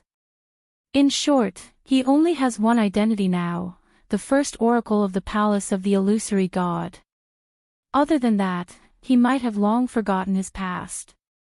Who would want to remember what he looked like when he was at his most embarrassing? Even if it was a disguise, for someone like the first oracle, he probably didn't want to leave any memories of those years when he bowed and groveled beside her. Tuanzi turned over and lay on her back on the bed. Her two short legs kicked here and there. I really want to find him and ask him about it. Oh. If it doesn't work, it's good to release Hong Yao. Chu Luiyue reminded her. Now that he has regained his identity, Hong Yao probably won't come again. In the past, when everyone didn't know the inside story, Hong Yao could still secretly go to Fengming Mountain to see Dumpling. But now, the naked truth was in front of them. The two sides were on opposite sides. It was definitely not convenient for Hong Yao to have any close contact with them anymore. Dumpling was angry and sad. How could this be? Chu Luiyue looked at the chessboard. Yes, how could this be? Dumpling stayed with Chu Luiyue for a day and then returned to Fengming Mountain. After experiencing this incident, she once again deeply felt that her strength was still not enough. Mu Qinghe had already become the first god's messenger and even injured Yu. She had to become more powerful as soon as possible. Chu Luiyue went out for a walk and found that no one knew what happened in the illusory god sea. Obviously, Mu Qinghe had suppressed the news. There was only 1 month left before the gate of heaven closed. The streets were deserted, but there were many more people on the star path. At the last moment, the Xian masters who felt that they still had some hope had already begun to take action. When Chu Luiyue walked by the star path and took a look, he had already determined the outcome of these people. Previously, Mu Yafeng did not succeed with Jin Yunlai's help, let alone these people. However, Chu Luiyue finally understood why Jin Yunlai could not help but help Mu Yafeng. This star path was indeed too difficult for these Xian masters. If not a single person succeeded, then his face would not look too good when the time came. In fact, Jin Yunlai had long seen that Chu Luiyue's talent was higher than Mu Yafeng's. If he could place his hope on Chu Luiyue, he probably would not have fallen to today's end. Unfortunately, because Chu Luiyue did not have a bloodline totem, he had always been biased and missed the last and only opportunity. Chu Luiyue returned to the previous courtyard. Just as she pushed the door open and entered, a handsome and charming face came into view. She was stunned. Rongxiu.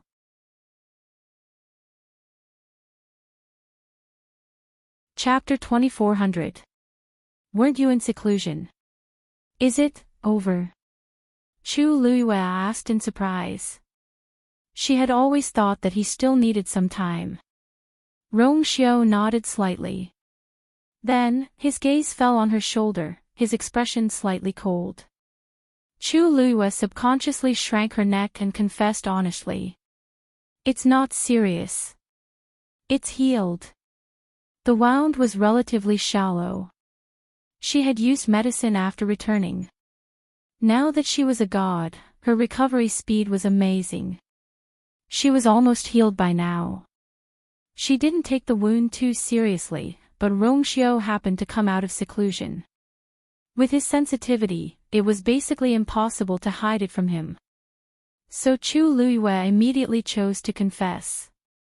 Rongxiu reached out and pulled her back into the room. Sensing the low pressure from him, Chu Luiyue obediently quieted down. Her past experience told her that it was better to stay put at this time. After taking her back into the room, Rong Xiao turned around and closed the door. Chu Luiyue whispered. "It's really okay, I can see it myself," Rong Xiao said and turned to walk toward her. Chu Luiyue was stunned. "You can see it yourself? What do you mean?" Rong Xiao came to her and looked down at her. His face, which was always gentle and elegant, seemed to be covered in a light wind and snow, and there was a bit of biting coldness. "I mean, I want to see it." His voice seemed to be lower than usual. Every word was like the wind plucking the strings of a zither, to enchant people's hearts. "Do you want to do it yourself, or do you want me to help you?" His tone didn't change, but there was a bit of strength in it that couldn't be refused. Chu Luiyue immediately said, "I'll do it myself." Rong Xiao looked at her like this. The frost between his eyebrows finally melted, and a faint smile flashed across his crimson lips. "You can do it yourself. Maybe you're not as fast as me." Chu Luiyue's face was slightly hot. She glared at him angrily, then took off her coat, revealing her injured shoulder. A half-inch long sword wound on her snow-white, round shoulder had healed and formed a scab, with a faint layer of powder. Rong Xiao's brows slightly furrowed, and there seemed to be billowing waves in his eyes. He reached out his hand, and his warm fingertips gently landed on it. "Does it hurt?" Chu Luiyue shook her head. "It doesn't hurt." This small injury was nothing compared to the injuries she had suffered in the past. Rong Xiao's thin lips slightly pursed. "Whose?" Chu Luiyue paused, and her lips curved up into a light smile. "Ts. Yytststes, T as her S, STT, you don't have to smile if you don't want to." Chu Luiyue's slender, white hand gently grasped the clothes in front of his chest. Her lips curled up a little, but in the end, she still let go. She took a few steps back and gently rested her head on his chest. The familiar cold fragrance instantly wrapped her up, making her feel extremely at ease. She closed her eyes for a long time, then sighed softly. She and Mu Hongyu said that they weren't angry, but how could they say that they didn't mind at all? But things had changed with the passage of time. Things remained the same, but people had changed. If she still held on to those things, it seemed to be particularly embarrassing. But Rong Xiao had seen her in the most embarrassing state. So, only when she was with him, she could truly let go of everything in her heart and face everything with her true self. She shook her head. Originally, she had a lot of things to say, but after hearing Rong Xiao's words and being held in his arms, she felt that there was nothing to care about. He knew what she was thinking and understood all her unspoken feelings. He knew the pain in her heart and was willing to soothe all her wounds. She hugged his lean waist and said softly, "Rong Xiao. Fortunately, I have you." He wouldn't lie to her, hide from her, and always be by her side. At this moment, she was resting her head on his chest, so she didn't see the golden and dark flames that instantly rose in his eyes. But it was only for a moment, and the flames dissipated instantly. Rong Xiao pinched her chin and kissed her. Qing walked out of the room and headed in a certain direction. He had just walked a short distance when he was stopped by someone. "Lord Qing, where are you going?" He stopped and turned his head to look. Little Hachi was leaning lazily against the door, looking like she had just woken up. There was still some tiredness in her eyes. She squinted slightly and looked over with a faint smile, which made her even more charming. Her usually soft voice was a little hoarse at this moment. Perhaps even she herself didn't know how seductive she was at this moment. Qing's gaze lingered on her face for a moment. "It's a private matter." "How is it a private matter?" "I think you're going to look for His Highness Saint, right?" Little Hachi chuckled and raised her chin. I advise you not to go now. Yenqing frowned slightly. Why? Little Hachi's smile deepened. Because Master is also here. Yenqing was stunned and immediately understood. He really didn't know about this. Thank you for your reminder, Little Hachi. I'll wait then. Little Hachi waved her hand lazily. Don't wait. I've already woken up from my afternoon nap, and I haven't seen anyone yet. Yenqing, Little Hachi's words were straightforward and ambiguous, and he didn't know how to respond for a moment. Fortunately, he usually didn't talk much, so Little Hachi didn't mind. She suddenly thought of something and curved her lips into a smile. It just so happens that I'm going to Herb Mountain. Lord Yenqing, do you want to come along? Yenqing chose to reject almost immediately. I'm afraid it's not convenient. Little Hachi blinked. Why is it inconvenient? When we come back, you'll probably be able to see His Highness, and I'll also be able to see my master. Isn't that great? Besides, she rolled her eyes and spread her hands helplessly. Besides, many people haven't seen you before, and they all think that I'm lying to them. Recently, some people have come looking for you. It's really annoying. Yenqing slowly tightened his grip on the sword. Who?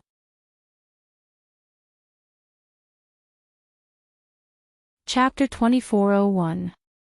Little Hachi stretched lazily, revealing her slender waist. The strings of colorful jade beads on the hem of her blouse jingled and swayed gently, which was particularly eye-catching. Then how can I remember, she dragged her voice slightly, looking innocent and charming. In her eyes, those people all looked the same. She couldn't tell if they were good or bad. Yenqing pursed his thin lips slightly and relaxed his hand slightly. Little Hachi saw that he didn't speak, so she shrugged and said softly, well, since Lord Yenqing doesn't want to go, then, let's go. Yenqing said. His expression was as usual, and no emotion could be seen. As long as they didn't run into those people, it should be fine. Little Hachi showed a bright smile on her face. Okay. She walked to Yenqing with small steps. A gust of fragrant wind also followed. Then let's go. Yenqing didn't move. His eyes fell on her face. Because she had just taken a nap, her face was still a little red. Her black hair was slightly messy, and a few strands hung down and wandered around her neck. She was born extremely beautiful, enchanting and charming. At this time, there was a hint of laziness. Her every move was even more seductive. She was like a gust of wind, quietly stirring up a pool of spring water. Little Hachi took a step forward. Seeing that Yenqing didn't follow, she came to see him. Lord Yenqing, what's wrong? She touched her face. Was there something dirty on her face? Yenqing paused and said, your hair is messy. Little Hachi was stunned.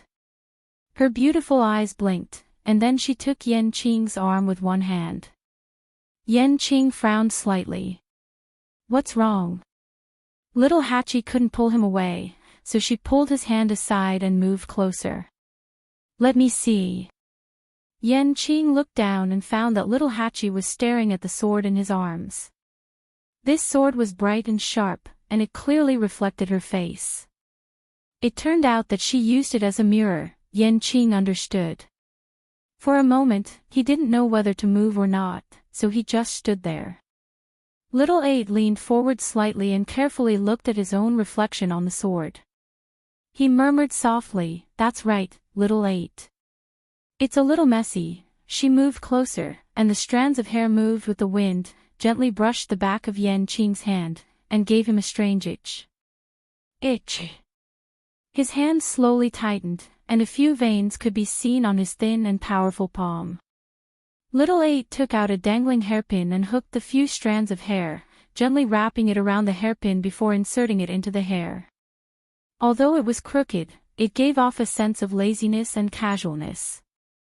Little 8 always knew how to tidy himself up in the most beautiful way possible. Is this all right? Little Hachi looked up and tilted her head at Yenqing. As she moved, the hair ornament swayed gently. It was particularly moving next to her delicate, white, and almost translucent earlobes.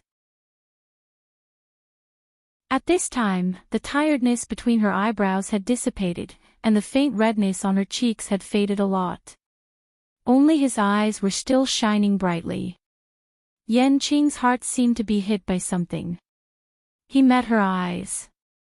She was beautiful, charming, and pure. Yenqing suddenly had a thought: I shouldn't go out. If she went out like this, she would definitely be seen by many people. But he quickly came back to his senses. Realizing the thought that flashed through his mind, he pressed his thin lips tightly, and his heart beat fiercely. How could he think like this? Little Hachi was beautiful and charming, and she liked crowds. What's more, she was going to the herb mountain to do something. He really shouldn't have such a thought. Seeing that Yenqing didn't speak for a long time, and even frowned slightly, little Hachi was confused. Don't I look good like this? That was impossible. Her sense of beauty had never been wrong. This was clearly very good. Knowing that Yenqing was indifferent, little Hachi didn't expect any praise from this iceberg. But he couldn't be unable to tell what was good looking, right? Yenqing came back to his senses and looked at her. He paused for a moment and finally said, "You look good. Extremely good looking." Little Hachi snorted softly. After all this time, it was just these 2 words. Wasn't this Lord Yenqing a little too stingy with his words? But it didn't seem to be fun to argue with him. Little Hachi reluctantly accepted this praise. After all, she still needed his help. That's good. Her lips curved, and then she turned to go out. Suddenly, a broad and strong hand grasped her hand. Little Hachi was stunned. She turned around and looked at Yenqing in surprise. To be precise, she looked at the 2's tightly clasped hands. "Sir Yenqing, why are you holding my hand?" Yenqing's expression was as calm and self-controlled as ever. Hearing this, he frowned slightly. "Aren't we going to the herb mountain to show them?" After a pause, he let go of her hand. "If I offended you, please forgive me, little Hachi." Little Hachi clicked her tongue and gave him a thumbs up. "Sir Yenqing, I find that you're getting more and more tactful." He understood the principle of putting on a show to the fullest extent. She didn't think of it just now. Thinking of this, she stepped forward and directly took Yenqing's arm. Half of her body was pressed against his. Her soft and tender hand gently grasped Yenqing's hand. "Then let's go, brother Yenqing." The 2 of them walked out of the door hand in hand. As soon as they came out, they bumped into Wu Yao, who had just returned from the heavenly gate. Little Hachi, Yenqing, are you 2 going out to play together?" Little Hachi was embarrassed. She didn't have time to explain to 5th brother and the others previously, but in the blink of an eye, they bumped into each other again. What else could she say? Most importantly, they were outside now. Thus, she could only choose to nod. Wu Yao looked at the 2 of them holding hands and snorted softly. Although Yenqing was barely qualified in all aspects, Wu Yao still felt indignant when he saw his sister so intimately with him. Go and come back early. With that, Wu Yao didn't stay any longer and returned to the courtyard. Little Hachi coughed and hurriedly ran away with Yenqing. Wu Yao returned to the courtyard and saw Yi standing in front of the door. "Big brother, did you see little Hachi and Yenqing go out together just now?" Yi nodded. This Yenqing really hid his strength well. He abducted our little Hachi so easily. Wu Yao walked over to the stone table and poured himself a cup of tea. "Go to the fire." Yi glanced at him and said mildly. He's marrying into the family. Pfft.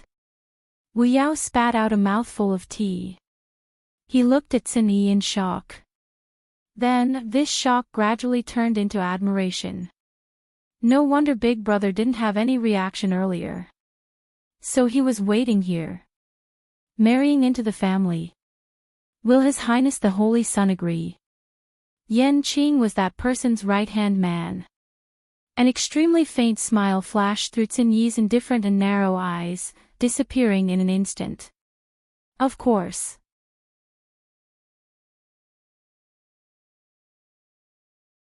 Chapter 2402. Herb Mountain. There was still a month before the gate of heaven closed. Everyone in the Illusion God Palace was on high alert. People were coming and going on Herb Mountain. It was very lively. Little Hachi and Yan Qing attracted a lot of attention the moment they arrived. Countless pairs of eyes looked in their direction. When they saw that little Hachi was holding a man's hand, almost everyone was shocked. Who is that? Why is he so intimate with little Hachi? I don't know him. He seems to be new. Is he the one she mentioned before?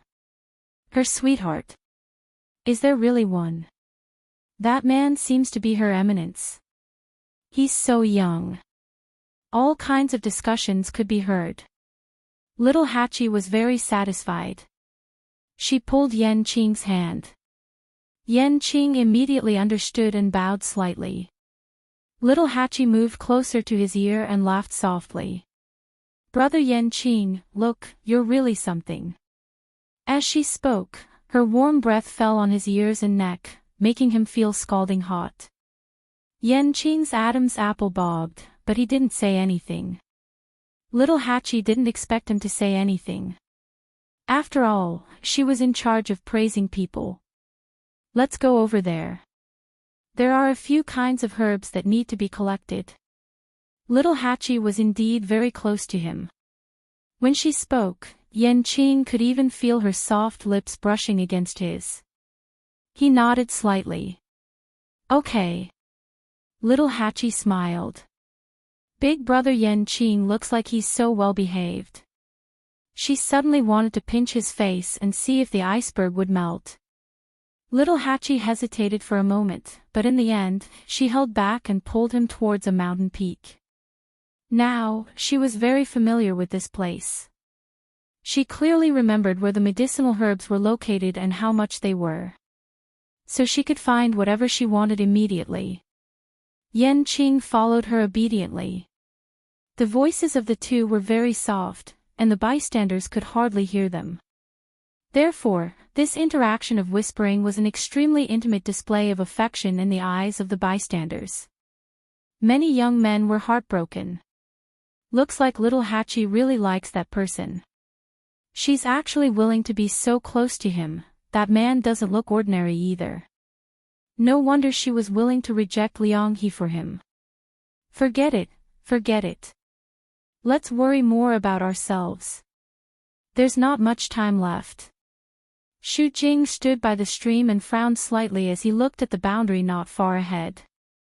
Recently, this barrier had been very unstable, appearing and disappearing from time to time. Even she could not grasp it. Although she had never been able to fully control this barrier, such a situation had never occurred before. The attitude of the first and second oracles was very clear. They wanted her to solve it herself. But, it was easy to say, but extremely difficult to do. In these 10,000 years, she had thought of countless ways, but she still couldn't do anything about this barrier. Now that there was only a short month left, what should she do? Xu Jing was very frustrated. But she also knew that this was her last chance. So many things had happened before, and her position was already in danger. If she continued to be in this state, Xu Jing didn't dare to think further. Suddenly, a few voices of discussion came from afar. Are you serious? Little Hachi really came with a man. Of course it's true. Everyone saw it with their own eyes. And the two of them are very close. Everyone can see that the two of them are a couple.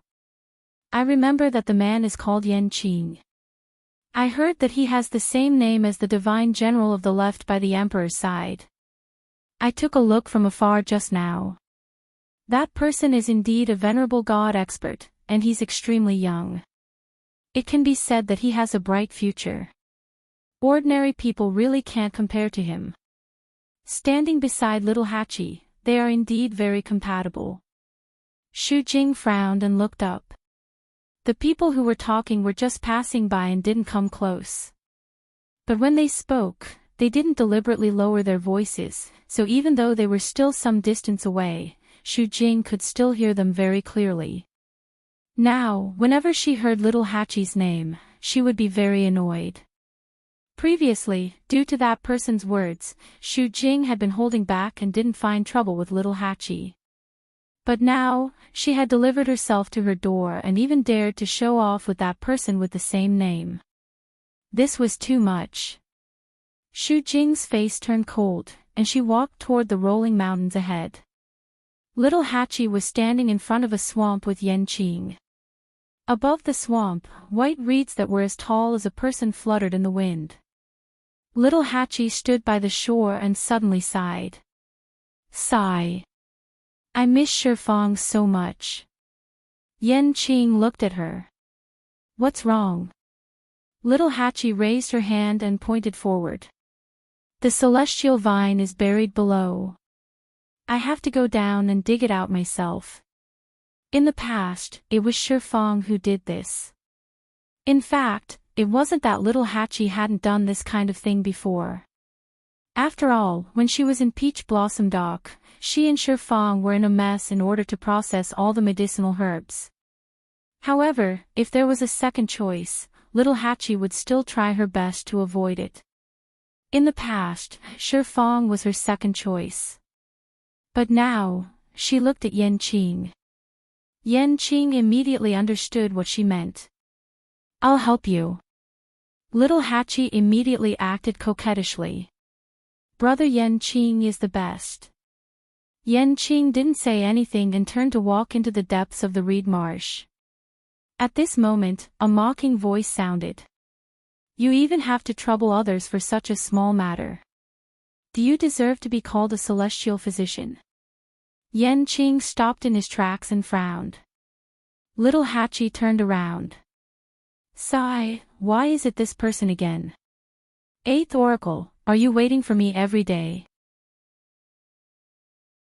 Otherwise, why do I run into you everywhere? Xu Jing smiled coldly and his eyes fell on Enchanting. Just as he was about to mock him, his expression suddenly changed. This back view. When Chu Luiyue woke up, it was already evening. The sky was getting dark. She opened her eyes in a daze and felt sore all over, as if her bones were falling apart. For some reason, Rongxiu seemed to be especially, as soon as she moved, a warm body pressed against her from behind. Rongxiu's arm wrapped around her waist and easily pulled her into his arms. Chu Luiyue propped her hands on his chest, opened her eyes, and shook her head pitifully. Rongxiu chuckled and kissed her. I won't bully you. Chu Luiyue was slightly relieved and couldn't help but say, You've already bullied me before saying this. You're too insincere. His voice, which had always been clear, was now a little hoarse.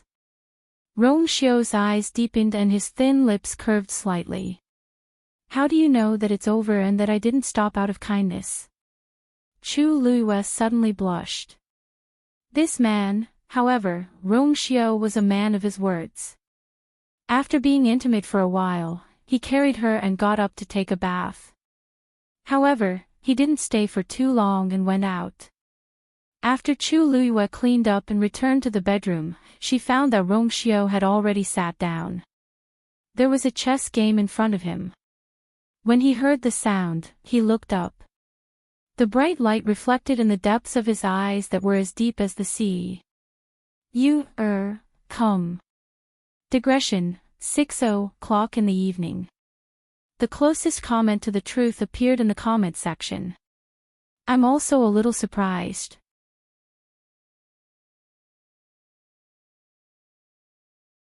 Chapter 2403. Chu Luiyue walked over and sat down opposite Rongxiu. Why do you suddenly want to play chess? Rongxiu smiled. Nothing. We haven't fought since you cracked all the Xian formations on the Star Road. Shall we have a game? Chu Luiyue was suddenly interested. Sure. It had been a long time since the two of them had fought together. Now, she had finished the Star Road, and Rongxiu had just finished his closed-door training. It was a good opportunity. Rongxiu said, I won't hold back this time. Chu Luiyue raised her eyebrows slightly. You always said that before. Rongxiu's strength was unfathomable. Every time she thought she was about to catch up with him, she would find that he was more powerful than she thought. Then she had to continue to catch up. Rongxiu's eyes drooped slightly, as if he had recalled many things in the past with her words. His thin lips curled slightly, and his voice was low and gentle. This time, I won't lie to you. After that, he waved his sleeves, and his slender hand brushed over the chessboard in front of him. A majestic and astonishing pressure descended, and the chessboard was instantly annihilated into powder. Chu Luiyue was stunned, and then her heart skipped a beat. Rongxiu was going to fight with divine power in this game. He hadn't even made a move, and the chessboard carved with the best rainflower gold stone was silently destroyed just like that. Then, a ball of brilliant golden light flew out from Rongxiu's palm, and divided into several crisscrossing lines in the air. A new chessboard formed with tyrannical divine power appeared in front of Chu Luiyue. The flowing light was dazzling and brilliant. The chessboard was just quietly suspended in the air, but Chu Luiyue had already felt an oppressive pressure. Her heart trembled. Rongxiu's current strength was probably far beyond her expectations.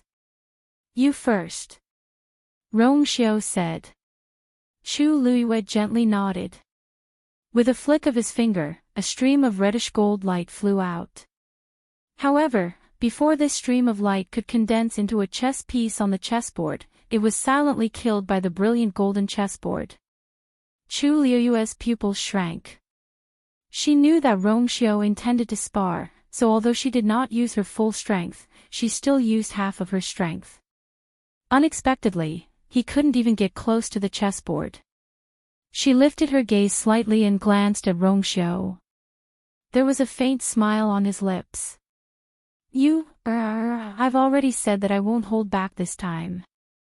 Chu Luiyue narrowed his eyes. He made up his mind and attacked again. Poof! A force much more tyrannical than before suddenly flew out, and after a short and fierce battle with the force on the chessboard, it finally landed.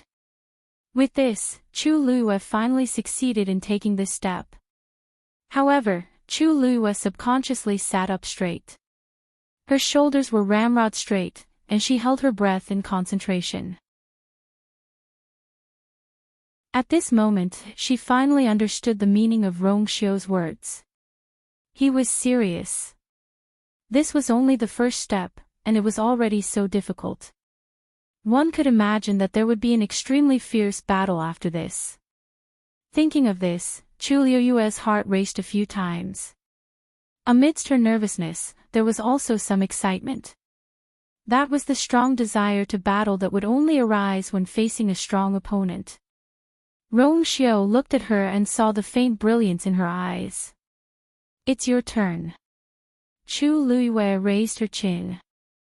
Rongxiu raised his hand, and a stream of black light gushed out from his fingertip. Then, he lightly tapped forward. Poof! A pitch-black chess piece fell to the ground in response to the sound. Due to the shocking impact of this energy, a circle of ripples appeared on the chessboard.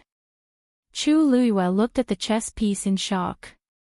An extremely familiar feeling emanated from it. This power, this aura, she had clearly seen it before. After a short silence, she suddenly thought of something and looked up at Rongxiu in front of her. First Master. Back in country Yao Chen's Imperial mausoleum, she had met a man. She had never seen his face, but she knew that his force was an extremely special black. After that, she had gone to Jinbao Pavilion several times to meet this rumored first master, but to no avail. Gradually, she put these thoughts aside. But now, Rong Xiu looked at her. His almond-shaped eyes were clear and deep.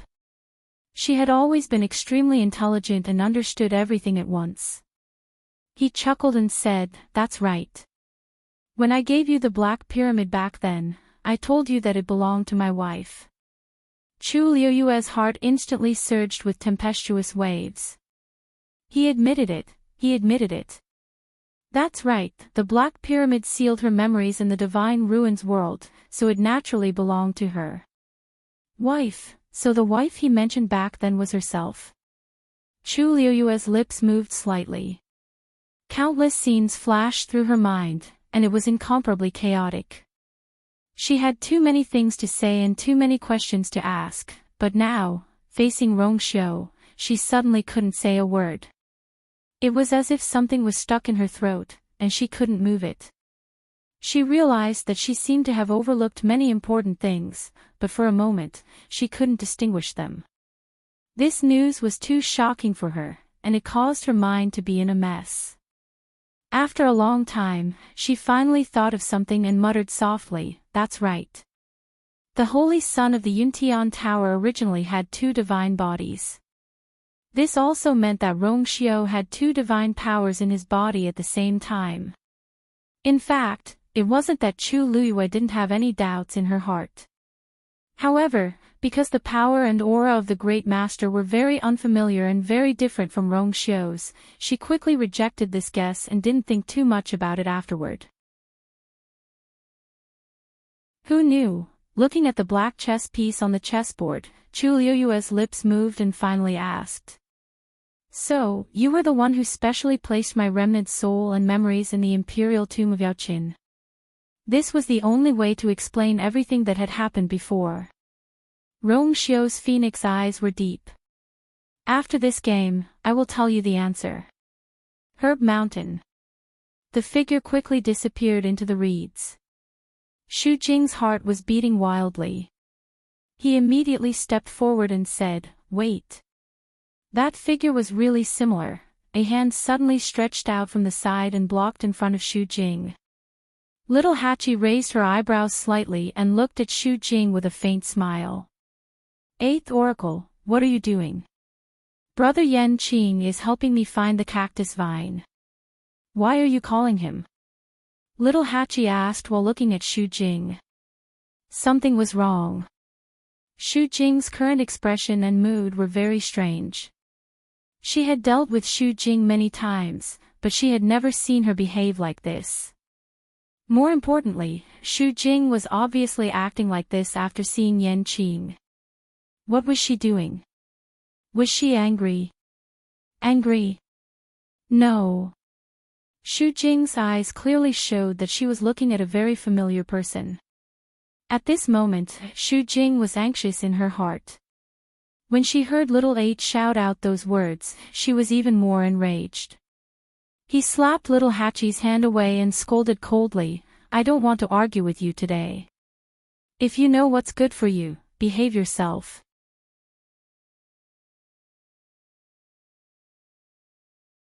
Chapter 2404. The smile on Little Hachi's face faded. She moved her wrist and chuckled. "What a coincidence. I don't want to slap the 8th Oracle today. The skin on your face is too rough. What if you cut my hand?" "You." No one could tolerate such words. Even Xu Jing, who had a grudge with Little Eight for a long time, was no exception. But she was more concerned about something else. She looked up at the reeds again, but the figure had completely disappeared. Little Hachi's mood became unpleasant when she saw her like this. "Eighth Oracle, why are you staring at our brother Yan Qing?" This gaze, it really made her uncomfortable. Xu Jing's eyes were cold, and she was about to attack. She. A long sword suddenly flew out from the depths of the reeds and went straight for Xu Jing. Xu Jing was startled and immediately withdrew her hand. She moved her feet and retreated a few steps. Only then was she able to avoid the sword. She looked at the sword in surprise and doubt. It was just a very ordinary sword, but the power contained in it was extremely shocking. What exactly? Little 8 turned around to take a look, the corners of his lips raised slightly. There was one thing she had to admit. Enchanting was a person of few words and was as cold as an iceberg all day long, but her fighting ability was really amazing. Just like now, even if she was not in front of her, her attacks were steady and accurate. With someone supporting her, little Hachi felt even more elated. 8th Oracle, whether I'm worthy of being called a celestial physician is not up to you alone. Besides, I'm not troubling others. Brother Enchanting is my man. Not to mention helping me pick the celestial vine, even if he helps me massage my shoulders, back, hair, and makeup, it's his duty. This is called fun. Do you know what fun is? As little Hachi spoke, she kicked the shoes on her feet. She thought to herself, this is good. Enchanting even helped me put on my shoes. Wouldn't it infuriate the 8th Oracle to death if he were to say it out loud? Xu Jing was so angry that her entire body was trembling. Of course you. Before he could finish, a buzzing sound suddenly came from behind Xu Jing. Startled, she hurriedly turned around to look. In the distance, a faint cyan barrier was faintly discernible. Several streams of light swam on it, shining brightly. At this time, the sky was already very dark, and the barrier was particularly eye-catching. Sensing the fluctuations coming from the barrier, Xu Jing frowned. Why did it start again? But she had no choice. She had to go there immediately. Otherwise, it would be troublesome if something happened. She glanced at little Hachi unwillingly, her eyes quickly sweeping over the reeds behind her. Although the possibility was very small, she still felt an inexplicable uneasiness in her heart. He probably wouldn't be able to see him today, so he could only look for another opportunity. In any case, this person was in the illusory god palace. What was so difficult about meeting him? Thinking of this, Xu Jing no longer hesitated and turned around to leave. Little Hachi's beautiful eyes narrowed slightly as she looked at the barrier thoughtfully. A breeze blew over, lifting up the tongue tied to her waist. At this time, a sound came from behind her. Little Hachi turned around and saw Enchanting walking out of the reeds. He was holding a few cactus vines in his hand. Then, he raised his hand, and the sword finally flew back into his hand. He came in front of little Hachi and handed the cactus vines to her. Although it grew in the swamp, the cactus vines were green all over and as clear as jade. They were very clean and beautiful. Thank you, big brother Enchanting. Little Hachi took the cactus vines and smiled at Enchanting. Enchanting's expression changed slightly. That person just now was the 8th Oracle? Little 8 nodded. Then, his eyes turned. He bit his lips and leaned over with a smile. Big brother Enchanting, the 8th Oracle, seems to be interested in you. Impossible. Enchanting blurted out without thinking. Little Hachi refuted. How do you know it's impossible? If I didn't stop her, she would have gone in to find you. She looked really strange. Although little Hachi's words were teasing, they weren't completely nonsense. Enchanting pursed his thin lips and said. I mean, she hasn't even seen me. What else can she say? Little Hachi snorted. That's hard to say. The 8th Oracle is very strange. Also, she seems to have a special feeling for the divine general of the left. Ah! She suddenly exclaimed. She can't be a couple with that person, right? She thought about how Xu Jing forced Enchanting to change his name. If there wasn't something going on, why would she care so much about it? It was rare for Enchanting to frown. What nonsense are you talking about?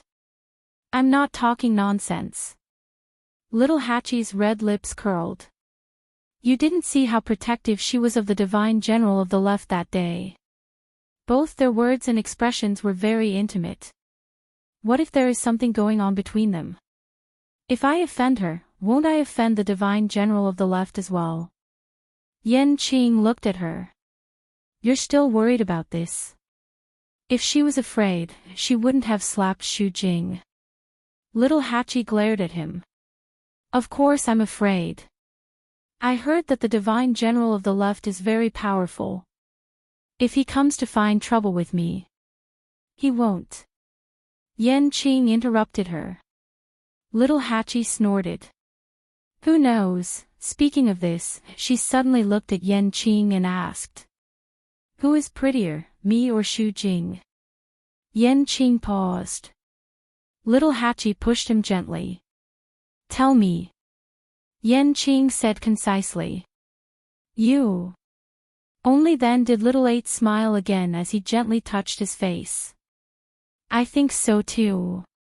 Then I'm relieved. I'm so beautiful. Do you think the divine general of the left would be willing to lay his hands on me? Yan Qing looked at her for a long time before he said. He wouldn't. Digression, there was no fifth update today.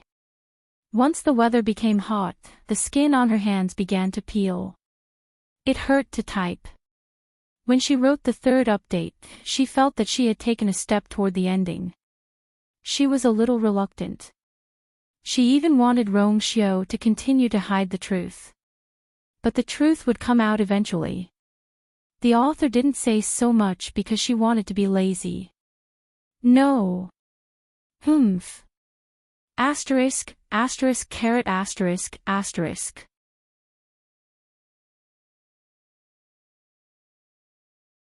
Chapter 2405. Time passed slowly. In the room, Chu Luyue and Rong Xiu sat opposite each other. Between the two of them was a chessboard. On it, the two extremely intense colors of black and red gold complemented each other, forming an extremely gorgeous painting. Fine beads of sweat gradually appeared on Chu Luyue's forehead, wetting a few strands of hair on her forehead. 6 hours had passed, but in this period of time, she had only taken 5 steps. It was not that she did not know where to place a piece, but the power on the chessboard was simply too strong. If she wanted to successfully place a piece, she had to put in a lot of effort. Moreover, every step was more difficult than the previous one. Before this, Chu Luyue had never thought that this game of chess between her and Rong Xiu would progress so slowly and painfully. Chu Luyue had long known that Rong Xiu was very strong, but this was the first time she clearly felt the gap between the two of them. It was like a natural chasm that was difficult to cross. After she placed her 6th piece, Rong Xiu raised his hand as well. A black chess piece landed gracefully. His movements were natural and smooth, and there was no sense of oppression that Chu Luyue felt when she faced the chessboard. It was as if everything was just a piece of cake for him. In fact, it was indeed so. Chu Luyue pursed her lips. She was now a god, and it was no exaggeration to say that she was definitely one of the best among the gods. Her divine power was definitely at a level that could crush most of the cultivators. Needless to say, she had already completed the star path and deciphered all the Xian formations on it. Great Grandmaster, in front of Rong Xiu, she was beaten to a pulp. Chu Luyue held her breath and concentrated. She had to finish this game, and then, listen to Rong Xiu tell her the answer that he had been hiding for a long time. Chang Wanzhou stood in the courtyard and looked at the door in front of him. His brows were slightly furrowed, and there was a trace of worry on his beautiful and delicate face. It had been a long time since those two had entered. Now, not only did they not show any signs of coming out, there was even a faint pressure coming from the entire room. It was Rong Xiu's handiwork. He had set up such a terrifying barrier that easily blocked everything inside. What exactly? After a moment of hesitation, he walked towards another room. The door was not locked, but Chang Wanzhou came to the door and knocked. "It's me." An indifferent and calm voice came from the room. "Come in." Only then did Chang Wanzhou enter. Walking around the screen, Xin Yi was standing behind the desk. There was a picture in front of him. Chang Wanzhou glanced at it subconsciously. He could only vaguely see the complicated lines drawn on it. Amidst the chaos, there seemed to be some kind of indescribable pattern. When he saw the familiar blurry handwriting hidden under the lines, his heart skipped a beat and he immediately lowered his head. Xin Yi did not seem to mind. He only took a paperweight and casually pressed it down. Then, he looked up. "Is something the matter?" Chang Wanzhou hesitated for a moment. "Master and His Highness, there seems to be something wrong. It would be fine if it was just a day or two, but for them to not come out, coupled with His Highness's actions, it was truly unsettling." Xin Yi shook his head. "Master is with His Highness. There's no need to worry." Chang Wanzhou wanted to say something, but hesitated. After thinking for a while, he said, "There's less than a month left before the Heaven Gate closes." A storm was coming. The current Illusion God Palace was much quieter than before, and the atmosphere was much more tense. Clearly, everyone was waiting for that day to come. Xin Yi's expression did not change as he nodded.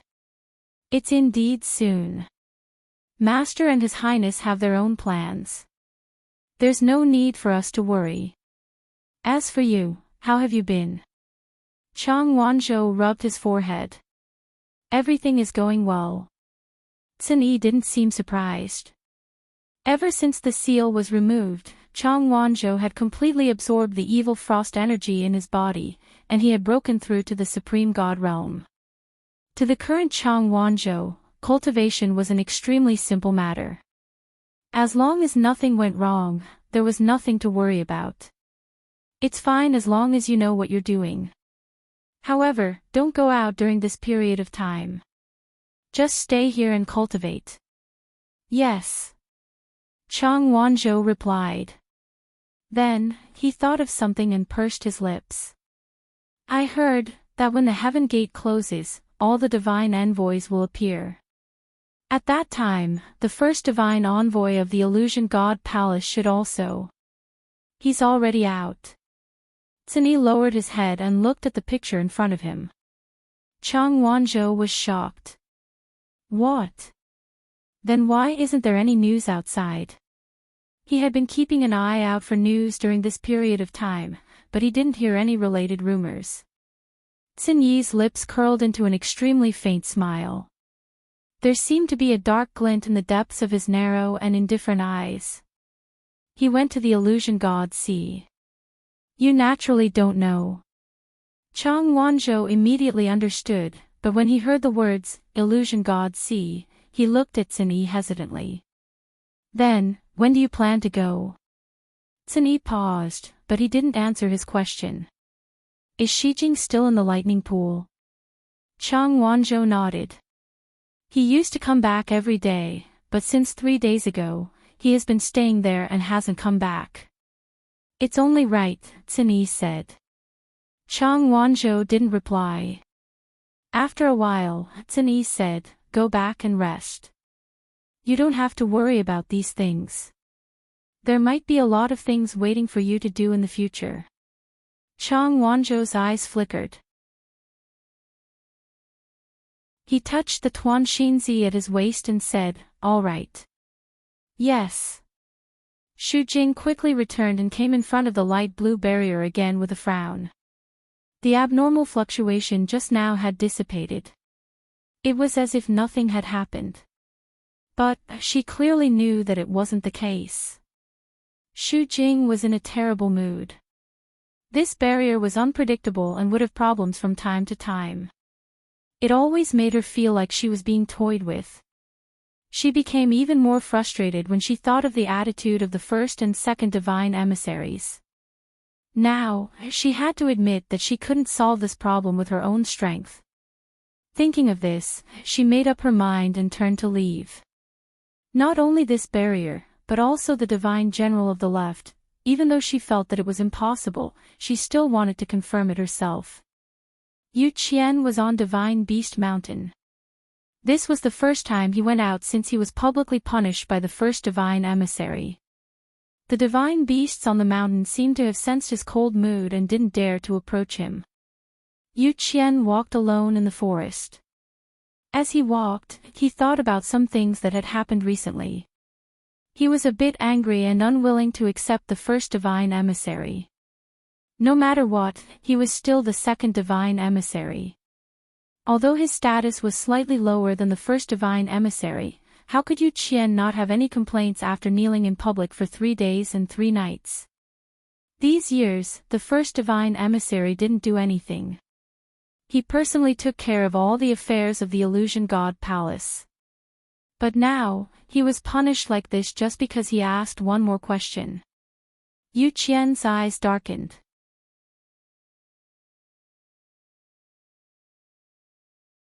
Chapter 2406. But Yu Qian didn't dare to show it. He knew very well that the strength of the first divine envoy was much higher than his.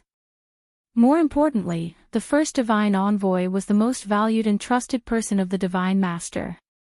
He had the support of the divine master. This alone was something that others couldn't compare to. Therefore, Yu Qian could only endure. Suddenly, his expression froze as he looked ahead. "Who is it?" he shouted sternly.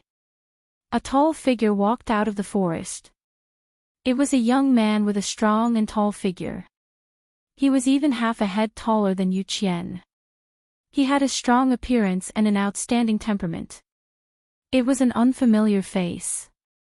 After seeing Yu Qian, the man in front of him was stunned for a moment before he nodded and saluted. "Greetings, second divine envoy." Yu Qian's strength was extraordinary, and there was only one possibility that he would appear in this place at this time. Yu Qian quickly searched his mind and vaguely guessed the other party's name. Hua Shuangshuang. Hua Shuangshuang was a little surprised. "Do you know me, second divine envoy?" Yu Qian couldn't say that he knew him, but he had indeed heard of his name. Ever since Chu Luo successfully completed the star path and entered the palace of the illusory god, Yu Qian had specially investigated her subordinates. Hua Shuangshuang was very tall and very recognizable, so Yu Qian quickly guessed. "What are you doing here?" Yu Qian asked coldly. The heavenly gate was about to close. Now, most cultivators were busy improving their strength. Why would they stay on the Divine Beast Mountain? Hua Shuangshuang was about to speak when a small head quickly appeared behind her and quickly shrank back. Yu Qian's eyes were very sharp. "What's that behind you?" Hua Shuangshuang coughed.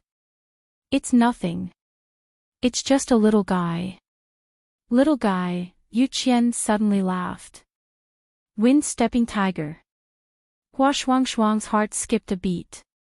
Yu Qian's eyes were extremely sharp. Even if it was just a glance, he quickly recognized that it was a small wind-striding tiger. However, there didn't seem to be such a beast on the Divine Beast Mountain. And where did the one on Hua Shuangshuang's back come from? Yu Qian could clearly sense a familiar aura coming from the little wind-stepping tiger. After thinking for a while, he suddenly thought of something. Is this the cub left behind by that animal? When he was bitten by the wind-striding tiger, he was extremely angry and killed it in a fit of anger. However, he did not expect that there would be a small one left behind. And now, it was following Hua Shuangshuang. Yu Qian stretched out his hand. "Give it to me." Hua Shuangshuang didn't move.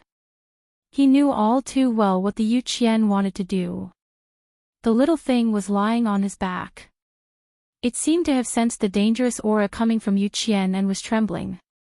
This caused the smile on Hua Shuangshuang's face to fade. Second Divine Envoy, it has no one to rely on and is already very pitiful. Why do you have to kill it? Yu Qian seemed to have heard a joke. It seems that you know quite a lot. But, who are you to speak to me like this? Hua Shuangshuang did not seem to sense the threat in his words and said indifferently, I know that you are in charge of the Divine Beast Mountain, but, because of this, there are some things that are most inappropriate for you to do, right? There were so many divine beasts here, and they all obeyed Yu Qian's words. However, it was obvious that it was more because of fear. Just a moment ago, he was playing with the little guy. When the Yu Qian came, the other divine beasts immediately scattered in panic. It was not hard to imagine how the Yu Qian usually treated them. But then again, the Yu Qian could casually give the golden-winged crow bone beast to Jun Jiuqing to play with without caring about the lives of these divine beasts. What else would he not do? Yu Qian was so angry that he laughed. Are you trying to teach me a lesson? It was fine if the first messenger punished him and made him kneel for 3 days and 3 nights. After all, the other party's status and strength were higher than his. But, who was this Hua Shuangshuang? Yu Qian was already in a bad mood. Now, Hua Shuangshuang had hit the muzzle of the gun. If not him, who should she look for? Hua Shuangshuang was neither servile nor overbearing, I don't dare. I'm just stating the facts. Of course, he could tell that the Yu Qian was angry. Actually, at this time, any normal person would know that they should take a step back and admit their mistake. But, Hua Shuangshuang did not want to. Yu Qian's voice was deep and stern, Shengguan Yu is used to being arrogant. Even your subordinates are the same. It seems that if I don't teach you a lesson, you won't know what's good for you. As he spoke, the aura on his body exploded. Hua Shuangshuang's expression was tense. With his current strength, he obviously could not compete with the other party. There was no doubt that as long as the Yu Qian wanted to, he could finish him in one move. The piled-up leaves in the forest flew up. The air condensed, and the surrounding space seemed to be frozen. However, at this time, the little wind-stepping tiger suddenly climbed from Hua Shuangshuang's back to his shoulder. Then, it jumped to the ground and stood in front of Hua Shuangshuang. Ow! It roared fiercely at the Yu Qian. Unfortunately, it was still young, and its voice sounded very childish. It was not threatening at all. Yu Qian laughed when he saw this. What? You want to protect him with just you alone? You overestimate yourself. Ow! Fear flashed in the little wind-stepping tiger's eyes when it heard his voice. However, it quickly suppressed this emotion. It stood firmly in front of Hua Shuangshuang. It looked like if the Yu Qian made a move, it would immediately fight to the death. Hua Shuangshuang frowned and quickly picked up the little wind-stepping tiger. Second messenger, if you have any anger, just take it out on me. Why bother with it?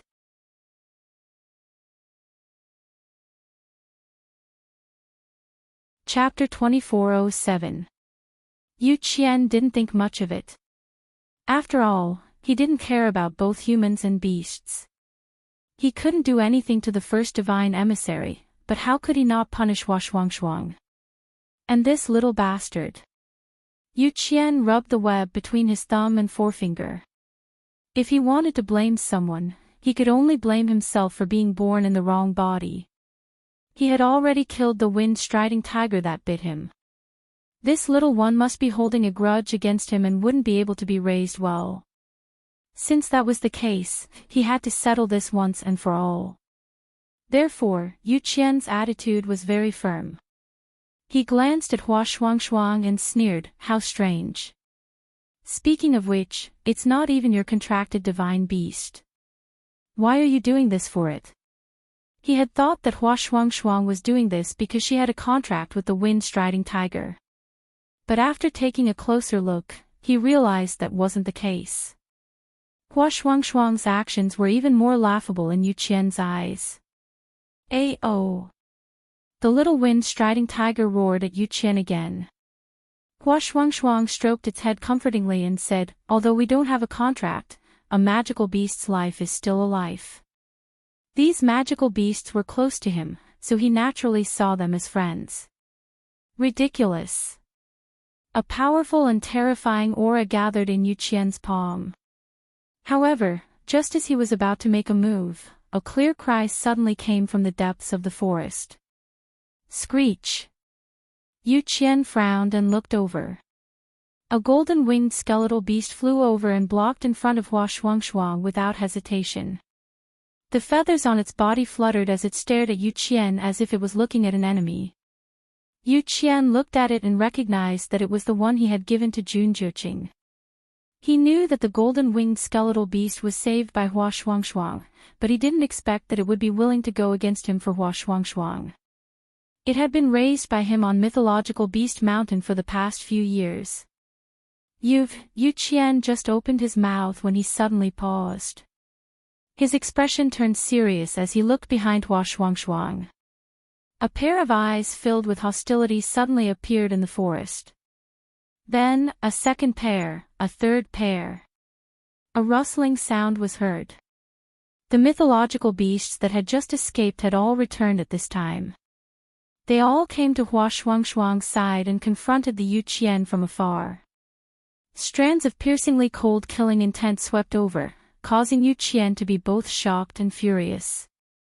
You! Are you rebelling? Herb Mountain.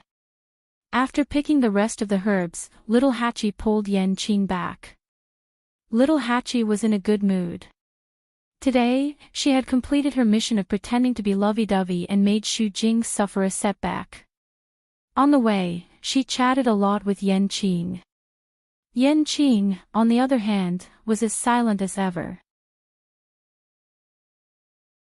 Other than occasionally chiming in or answering her questions, she spent most of the time listening to her quietly. After talking for a while, Little Hachi finally remembered something. She looked at Enchanting, blinked her eyes, and asked, "Brother Enchanting, do you think I'm noisy?" Enchanting's face was expressionless. No. Her voice was soft and charming. It was different from other people's. Little Hachi patted his arm in satisfaction when she heard his answer. Under the thin shirt was a man's strong and slender arm. She smiled and said, "Brother Enchanting, you're a promising child." As she spoke, she pulled Enchanting and was about to enter the door. However, the door was opened as soon as they reached the door. A familiar face came into view.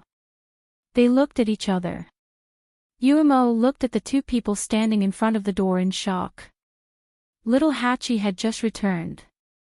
Enchanting was still holding Little Hachi's slender and fair arm. Their hands were still holding each other's. Yuemo was stunned. He roared in his heart, "What's going on?"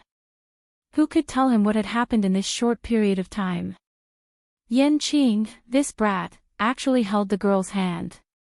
Little Hachi saw Yuemo and greeted him happily. Master Yuemo, long time no see." Yuemo swallowed hard. Little Hachi pulled Enchanting in and turned to close the door. Only then did she let go of Enchanting and raise her hands. "Don't worry, I'm just borrowing Master Enchanting. I don't mean anything else." Yuemo's eyes twitched. "Use? How? He doesn't know anything other than killing people." How can you borrow?" Enchanting threw a glare at him.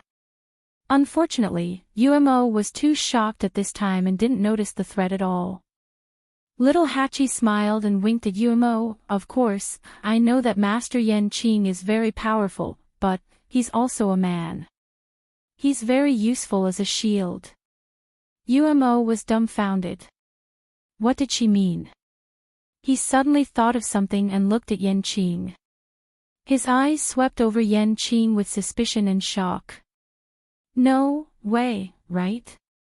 Enchanting frowned and a murderous look flashed across his eyes. Yuemo's strong desire to live finally made him come back to his senses and he immediately retracted his gaze.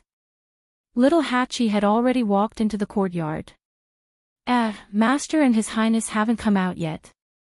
Umo hurriedly explained, they're practicing chess and probably won't come out for a while. He also sensed the movements of his master and specially came to guard. Miss Little Hatchie, do you have something urgent? No, I don't. Since they were busy, she would wait for a while.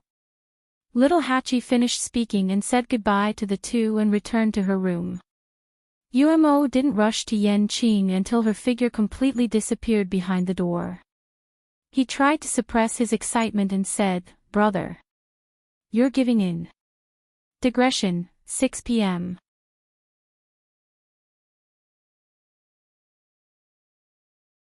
Chapter 2408. Yenching's gaze was as cold as a blade as he glanced at Umo. Umo immediately took a step back, fearing that the man in front of him would draw his sword. I'm just concerned about you. Yenching turned around and walked away, not bothering with him. Umo chased after him, unwilling to give up. Hey, say something. What's going on? Are you guys really together? Why didn't I know about it before? We're brothers after all. Why did you hide it from me so tightly? Yenching stopped in his tracks and looked at him coldly. Noisy. So noisy. Umo was hit hard. He covered his heart with one hand and was extremely sad. You heartless person. If it were someone else, I wouldn't even bother to ask. Wait. He suddenly realized that something was wrong and widened his eyes. You mean, it's true? This kid didn't deny it. Yenching frowned slightly. He pursed his thin lips and was about to leave. Umo was so shocked that he froze on the spot. Damn! Little Hatchie is so beautiful. Why is her eyesight so bad? Umo's voice stopped abruptly. He looked down at the scabbard on his neck and forced a smile. He stretched out his fingers and carefully pushed it away. I was just joking. Didn't he just say something from the bottom of his heart? Did he have to be like this? What's more, this was the truth. Tell me, what does Little Hatchie see in you? Umo looked at him from head to toe and clicked his tongue. There are so many people chasing Little Hatchie. What does she see in you? Your facial paralysis. Yenching's gaze was so cold that it could kill. Umo raised his hands. I'm telling you, I'm here to protect my master. If you kill me, all these things will fall on your head. Yenching kept his sword. Umo leaned forward and asked in a low voice. But speaking of which, does Little Hatchie know your identity? Yenching's expression froze. Umo snorted. I knew she wouldn't know. Now, even the master's identity had not been revealed, so how could they? I think Little Hatchie has a short temper. You'd better be careful not to lie to her. Otherwise, in the future. Yenching frowned. She has a good temper. Umo staggered and almost fell to the ground. What did you say? This brat. Had he forgotten how Little Hatchie had chased after him and made trouble for him? Although Umo wasn't familiar with Little Hatchie, he had heard a lot of rumors about her. That was a powerful person who would slap the 8th divine emissary in the face if he didn't agree with him. How could such a person have anything to do with the words very good temper? Yenching didn't even look at Umo as she left. Umo. He seemed to have been despised just now. Time passed. In the room, the game between Chu Liyue and Rong Xiu had just begun. Chu Liyue's palms were sweaty. Now, every time she placed a piece, it would consume a lot of her energy and strength. Therefore, her speed was very slow. Compared to the calm and composed Rong Xiu, she was in a difficult situation. Now, she could basically confirm that the black divine power in Rong Xiu's body was not weaker than the golden divine power he had always shown to the outside world. In fact, it was even stronger and more unpredictable. You've let me win so many times in the past. You're really patient, Chu Luiyue snorted. Rong Xiu's lips curved into a faint smile. I've always been like this to you. Anne. And his patience wasn't just limited to this. He didn't say the rest of the sentence. Chu Luiyue rubbed the space between her eyebrows. She originally thought that this game could be over quickly. She could hold down Rong Xiu and get to the bottom of it. But now, it seemed that it would take a lot of time. At this moment, a loud sound suddenly came from outside. Boom! Chu Luiyue was shocked and immediately looked up. A silver tianlei quickly streaked across the sky. Chu Luiyue was stunned. The lightning pool had been sealed. Logically speaking, it shouldn't. Boom. Boom. Boom. As if a door had suddenly opened, several tianlei streaks came one after another. It was late at night, and the sky was dark. The appearance of these tianlei instantly lit up the entire courtyard. It was dazzling. Most importantly, they were all heading in the same direction. Chu Luiyue was stunned for a moment, then quickly realized that it was the direction of Taizu. Was he refining a weapon? And this movement seemed a little different from before. It was more like, Chu Luiyue's heart skipped a beat. Taizu was trying to refine a divine artifact. Then, where did these tianlei come from? Soon, Chu Luiyue found the answer. These tianlei didn't come from the lightning pool, but, sister, are these enough? It was Aunt 12's voice. Chu Luiyue and Rong Xiu sat by the window. They could see the situation in the courtyard when they turned their heads. Aunt 12 was standing in the courtyard, holding a broken longsword in her hand. Beside her stood Aunt 11. Unlike her, Aunt 11 held a long spear in her hand. But at this time, it was also in pieces. Aunt 11 rubbed it and threw it away. It's not enough.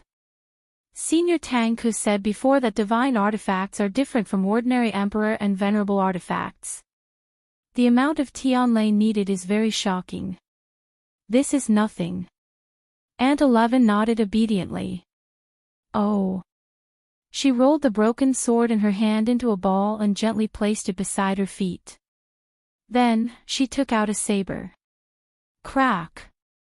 That heavy and majestic saber instantly broke into two halves.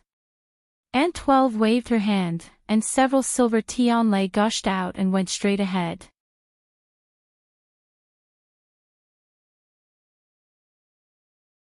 Chapter 2409. Chu Luiyue was speechless. After so many years, why did these two girls seem a little different from the others? If I'm not mistaken, that saber is a venerable artifact, right? And I've never seen it before. At this moment, a voice full of praise sounded. Not bad, not bad. Aunt 12 has improved a lot this time. Chu Luiyue turned her gaze and saw Tang Ku standing not far away from the two of them with his hands behind his back. He was looking at the two of them with a gratified and appreciative expression. The quality of these venerable artifacts can only be considered average. You two can practice first. I'll find you a few better ones later. Shengguan Jing wanted to forge a sacred artifact. The further he progressed, the higher the need for Tianlei's power. However, he had to prepare early. Once he broke through, he would officially step into the realm of a refining saint. For this day, Tang Ku had made sufficient preparations. He could not screw up at the most critical moment. When Aunt 12 heard the praise, her small face immediately blushed and she nodded vigorously. Okay. Thank you, Senior Tang Ku. She felt more energetic. Aunt 11 did not say anything, but her hands did not stop moving. Rays of tianlei flew out from those divine artifacts, almost illuminating the courtyard as if it was daytime. Tang Ku touched his chin. What's the big deal about the lightning pool being sealed? There are always more solutions than difficulties. Chu Luiyue was speechless. Although she had been looking forward to seeing Taizu break through, the current situation seemed to be different from what she had expected. Such a big movement naturally attracted the attention of others. Mu Hongyu's face was filled with amazement. So it can be like this. It's really amazing. Jian Fengqi said faintly. That's right. This young master has a part to play in these heavenly lightning. Mu Hongyu glanced at him. If you can really help Senior Sheng Wanjing break through to become a refining saint, you'll benefit from it. TSK, you're really greedy. Jian Fengqi was speechless. Although these words made sense, why did it sound a little wrong? Mu Hongyu looked at Ant 11 and Ant 12 again. In the past, I only heard that they have big appetites. I didn't expect that they were actually waiting here. The astonishing energy was completely absorbed by the two of them, fusing into every inch of their bodies. As a result, they could now dismantle divine weapons with their bare hands. Even Her Eminence wouldn't be able to do it so smoothly, right? Speaking of which, the people around Lu Yu are quite powerful. God Beast Mountain. Yu Qian and Hua Shuangshuang were facing each other from a distance. More and more mythological beasts stood out and surrounded Hua Shuangshuang, forming a confrontation with the Yu Qian. The Yu Qian was extremely angry. Just as he was about to attack, he suddenly heard a voice. Wait! Yu Qian frowned and turned around. When he saw who it was, a trace of astonishment flashed across his face. Patriarch Mao Jin. Mao Jin walked over with a smile. Second Oracle, you're finally here. Waiting for me. After all, the other party was the patriarch of the Great Phoenix Dragon Clan.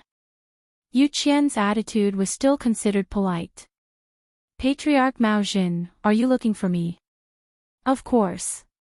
I wanted to have a good chat with you some time ago, but you didn't leave the illusory god palace, so I waited until now. Mao Jin spoke as if he had just seen Hua Shuangshuang. Oh, there's someone else here. His eyes swept across the mythological beasts around Hua Shuangshuang, and finally looked at Hua Shuangshuang with a deep gaze. Hua Shuangshuang cupped her fists and bowed. Greetings, Patriarch Mao Jin. Mao Jin waved his hand and smiled at the Yu Qian. Second Oracle, I wonder if it's convenient for us to talk. Yu Qian frowned quickly. After thinking for a moment, he nodded. Patriarch Mao Jin, please. As he spoke, he stared at Hua Shuangshuang. He couldn't touch him today, but there would be plenty of opportunities in the future. Mao Jin didn't seem to notice the subtle atmosphere between the two. Second Oracle, please. Then, Yu Qian and Mao Jin left together, leaving only Hua Shuangshuang and the other mythological beasts. After the threat disappeared, Hua Shuangshuang exhaled softly. But for some reason, there was still a breath in his chest. It was uncomfortable and couldn't go up or down. Ow! The little wind-stepping tiger shouted in his arms. Hua Shuangshuang looked down and saw that the little thing was still trembling. It was obvious that it was still scared. But it still ran out without hesitation. And the surrounding mythological beasts, if it were someone else, they would be very happy and proud to have so many mythological beasts protecting them. But now, Hua Shuangshuang's heart was particularly heavy. When he saw the tragic death of the wind-stepping tiger last time, he knew that the second oracle in charge of the mythological beast mountain, Yu Qian, was not an easy person to deal with. Now that he saw it, it was indeed so. In his eyes, these mythological beasts were just objects that could be dealt with at will. He didn't care about them at all. Other than the wind-stepping tiger, there were many other mythological beasts that had similar or even worse situations. Hua Shuangshuang took a deep breath. Thank you for this time. You can all go back. As he spoke, he raised his arm and the golden-winged raven-bone beast flew to his arm. He lifted his foot and left. Only a few reluctant gazes fell on him and wrapped around him. Hua Shuang walked for a distance and stopped again. He lowered his head and looked at the dumpling tongue hanging on his waist. Peach Blossom Cove. Yujio was standing guard in front of the gate realm, playing with the wooden sword in his hand. It seemed that this one couldn't be used anymore. He had to get a new one. But fortunately, his big brother left him a few before he left. Suddenly, a distant sound of a zither came from the gate realm in front of him. Yujio was shocked and immediately looked up. He saw a figure faintly visible in the dazzling mirror embedded in the gate realm. Digression, it was so hot today.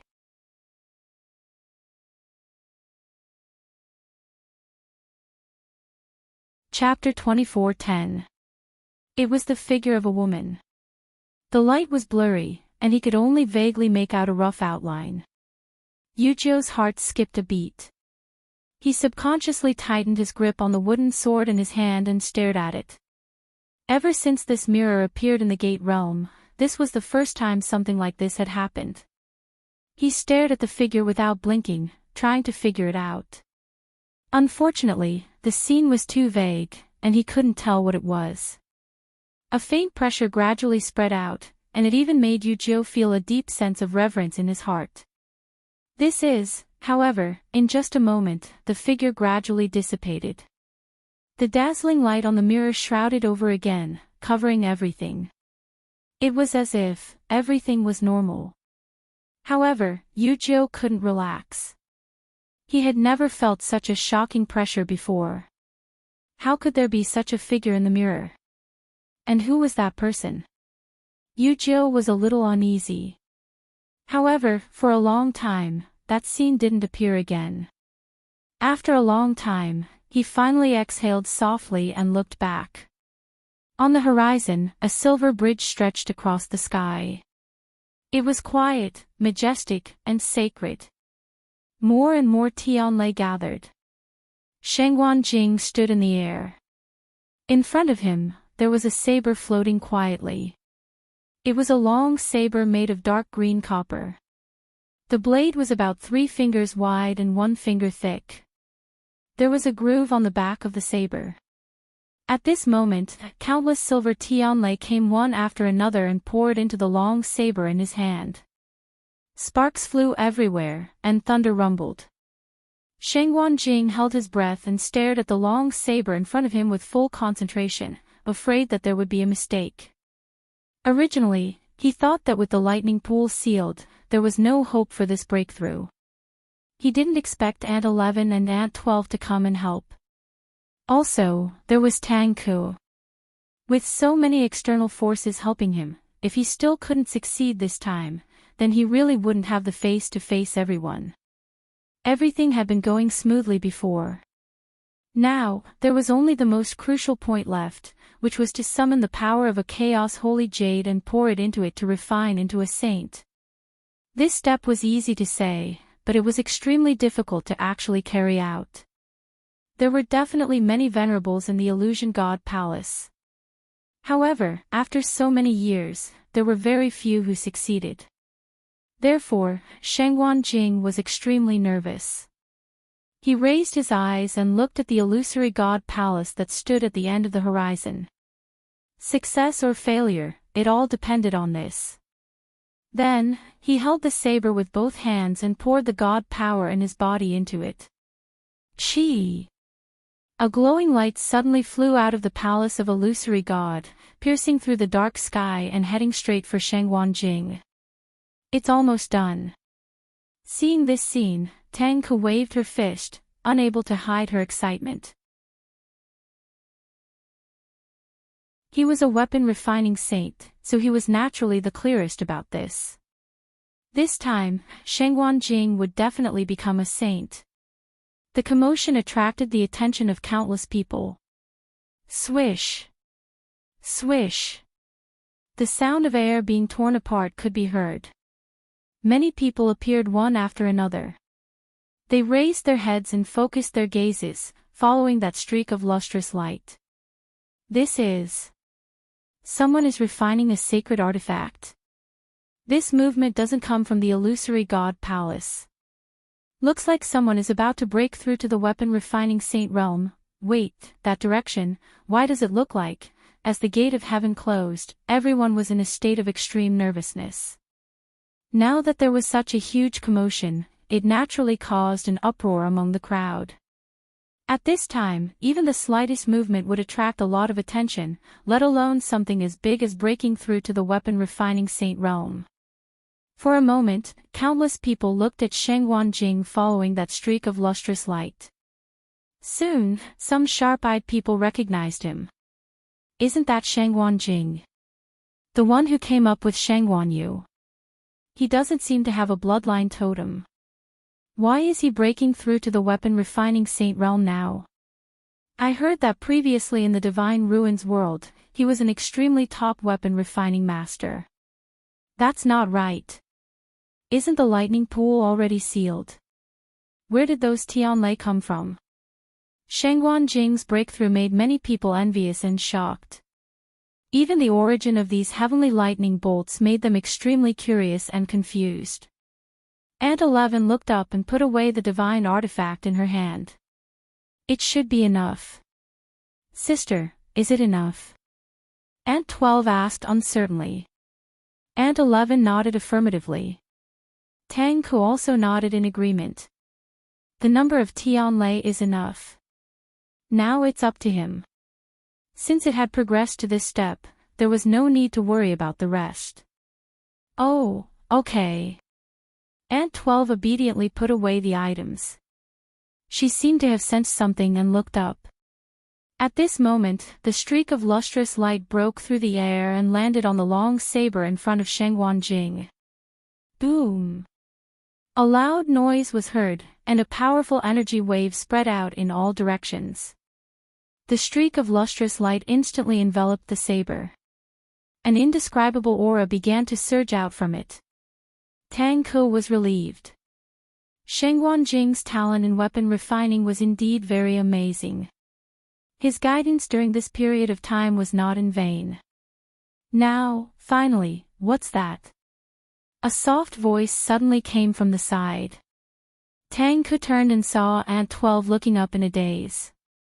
She was the one who asked the question just now. Aunt 12, what are you asking? Tang Ku saw that her expression was a little strange and could not help but ask. He liked these two girls very much, so he was extra patient. 12th Madam pointed upwards and whispered, that, light? Tang Ku was stunned and then explained, oh, that's an aura from the Chaos Holy Jade. If you want to refine a holy weapon, you must have this thing. Aunt 12 nodded in realization, but her eyes were still fixed on the sky. No one knew what she was thinking. Then, she gently tugged at Aunt 11's sleeve. Aunt 11 looked back.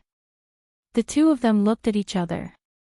Without needing to say anything, they already knew what each other was thinking. They really wanted to go over and take a look. Aunt 11 was more mature. After thinking carefully, she said, it's not convenient now. I'm afraid it's not convenient now. I'll think of something later. Aunt 12 nodded obediently. I'll listen to you. The two of them spoke very softly. Most of Tang Ku's attention was on Sheng Wanjing, so he did not hear them clearly. Boom! A shocking aura descended upon the place. Sheng Wanjing officially stepped into the realm of a weapon-refining saint. Chu Liuyue's eyes flashed slightly. She knew that Taizu would succeed, but she did not expect it to be under such circumstances. It was really not easy. It's your turn. A low and gentle voice came. She retracted her gaze and looked at the chessboard between the two of them again. Light surged on her fingertips. Without hesitation, she placed another piece. This time, she displayed an even more tyrannical strength than before. Paw! On the chessboard, waves of waves surged. However, it was only a moment before Rongxiu followed suit. A black chess piece fell next to her chess piece. All the waves were quietly annihilated.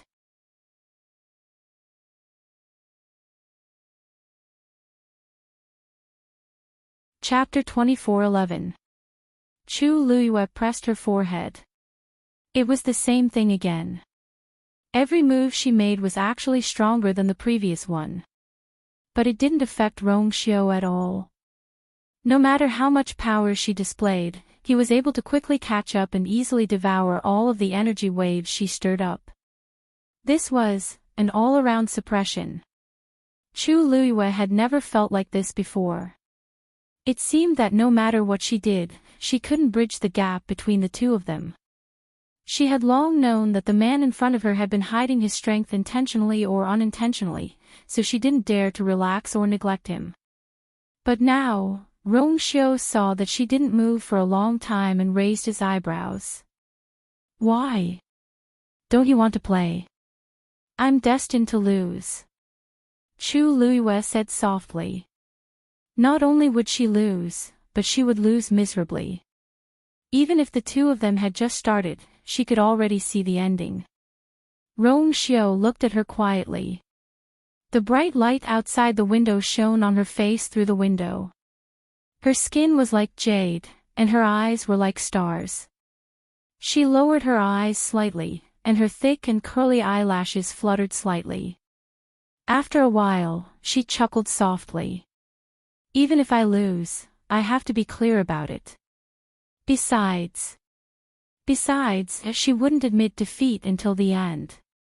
Rongxiu's lips curved up into a smile. He already knew her answer and choice, so he was never worried that she would choose to give up in the middle. This was her. Chu Luiyue took a deep breath. Continue. Swish. Shengguan Jing held the long saber in his hand and made a light slash. The void in front of him was instantly cut open. His eyes lit up. A divine artifact was indeed extraordinary. He sorted out his emotions and flew down under the gazes of countless people around him. Senior Tang Ku, thank you. He came to Tang Ku and the others, cupped his fists and thanked them solemnly. If it weren't for Tang Ku's help, he didn't know when he could take this step. Tang Ku waved her hand with a smile. Why are you being so polite? You were able to break through to become a refining saint mainly because of yourself. Otherwise, with so many refining venerables, it wasn't that they didn't know how to succeed, but it was still very rare.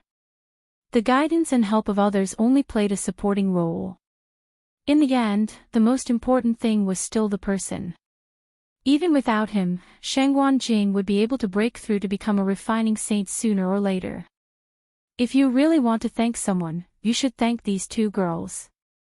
Tang Ku laughed and said, if they hadn't helped you gather so many heavenly thunders, there would have been no other way. Shengguan Jing also laughed and said seriously to the two girls.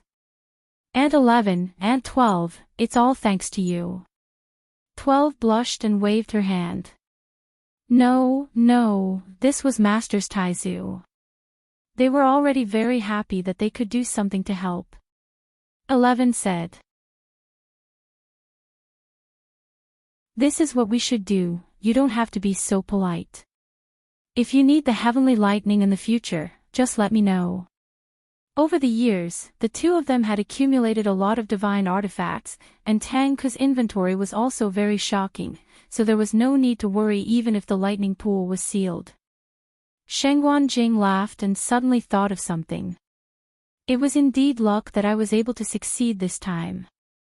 However, I don't know how long the lightning pool will be sealed. As long as the lightning pool was not sealed, the refiners in the illusory god palace would be restricted for one day. This was really troublesome. As he spoke, he turned his gaze and looked somewhere. You and Rongxiu haven't come out yet. This game of chess seemed to have been going on for a long time, right? Tang Ku followed his gaze and narrowed her eyes. I think we'll have to wait for a while. Shangwan Jing thought for a moment and said. Then I'll wait for you, or here first, and we'll enter the illusory god palace together later. Tang Ke wanted to say something but stopped. On the other side, Yu Qian and Mao Zhen had just walked out of the Divine Beast Mountain. As soon as they came out, they saw Tianlei flashing in the sky in the distance. The two paused in unison. Yu Qian narrowed his eyes and quickly realized what had happened. He frowned slightly. Someone has broken through to the refining saint realm. It seems to be Shangwan Jing, Mao Zhen added. He was quite familiar with Shangwan Jing, so although he was still quite a distance away, he quickly guessed the answer. Shangwan Jing. Wasn't that Chu Liu's Taizu? Yu Qian knew this name, but he had never cared about it before. He didn't expect that he had successfully stepped into the refining saint realm. Yu Qian's face darkened. Chu Liu wasn't enough, and now there were so many more people. Qi Han, Mu Hongyu, and Su Li, who had already entered the illusory god palace at the beginning. Now, Shangwan Jing had also become one. Would there be others who would continue to follow? Yu Qian felt uncomfortable when he thought of that scene. If it weren't for Dumpling and the music score, he wouldn't have taken Chu Liu seriously at all. But now, he realized that the woman whom no one paid any attention to was breaking their expectations step by step and doing things that were beyond their imaginations. I really underestimated her. Mao Zhen raised his eyebrows slightly. Of course, he could hear the Yu Qian's disgust for Chu Liu. Yu Qian looked at him. Patriarch Mao Zhen, why are you looking for me this time?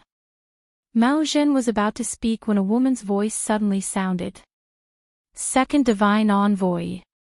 The two of them looked in the direction of the voice. Yu Qian frowned. Shu Jing, why are you here? He was in charge of this Divine Beast Mountain, and the other Divine Envoys wouldn't come here under normal circumstances. Shu Jing was, Second Divine Envoy, I have something important to. Shu Jing was halfway through his words when he saw Mao Zhen next to him. He couldn't help but pause. Yu Qian frowned.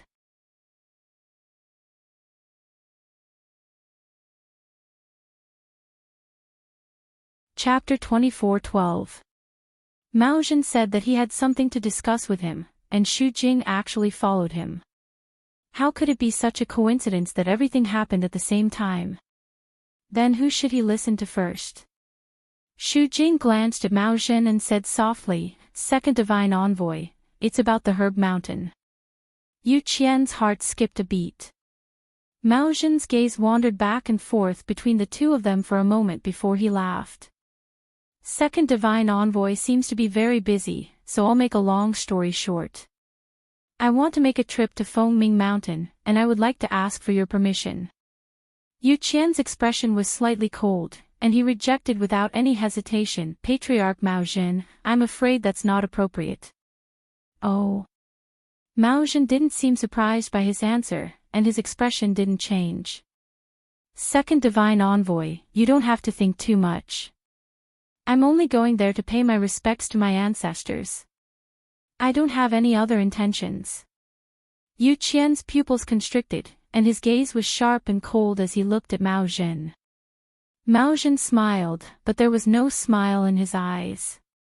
My ancestors have been dead for 10,000 years, but they have never been able to sleep.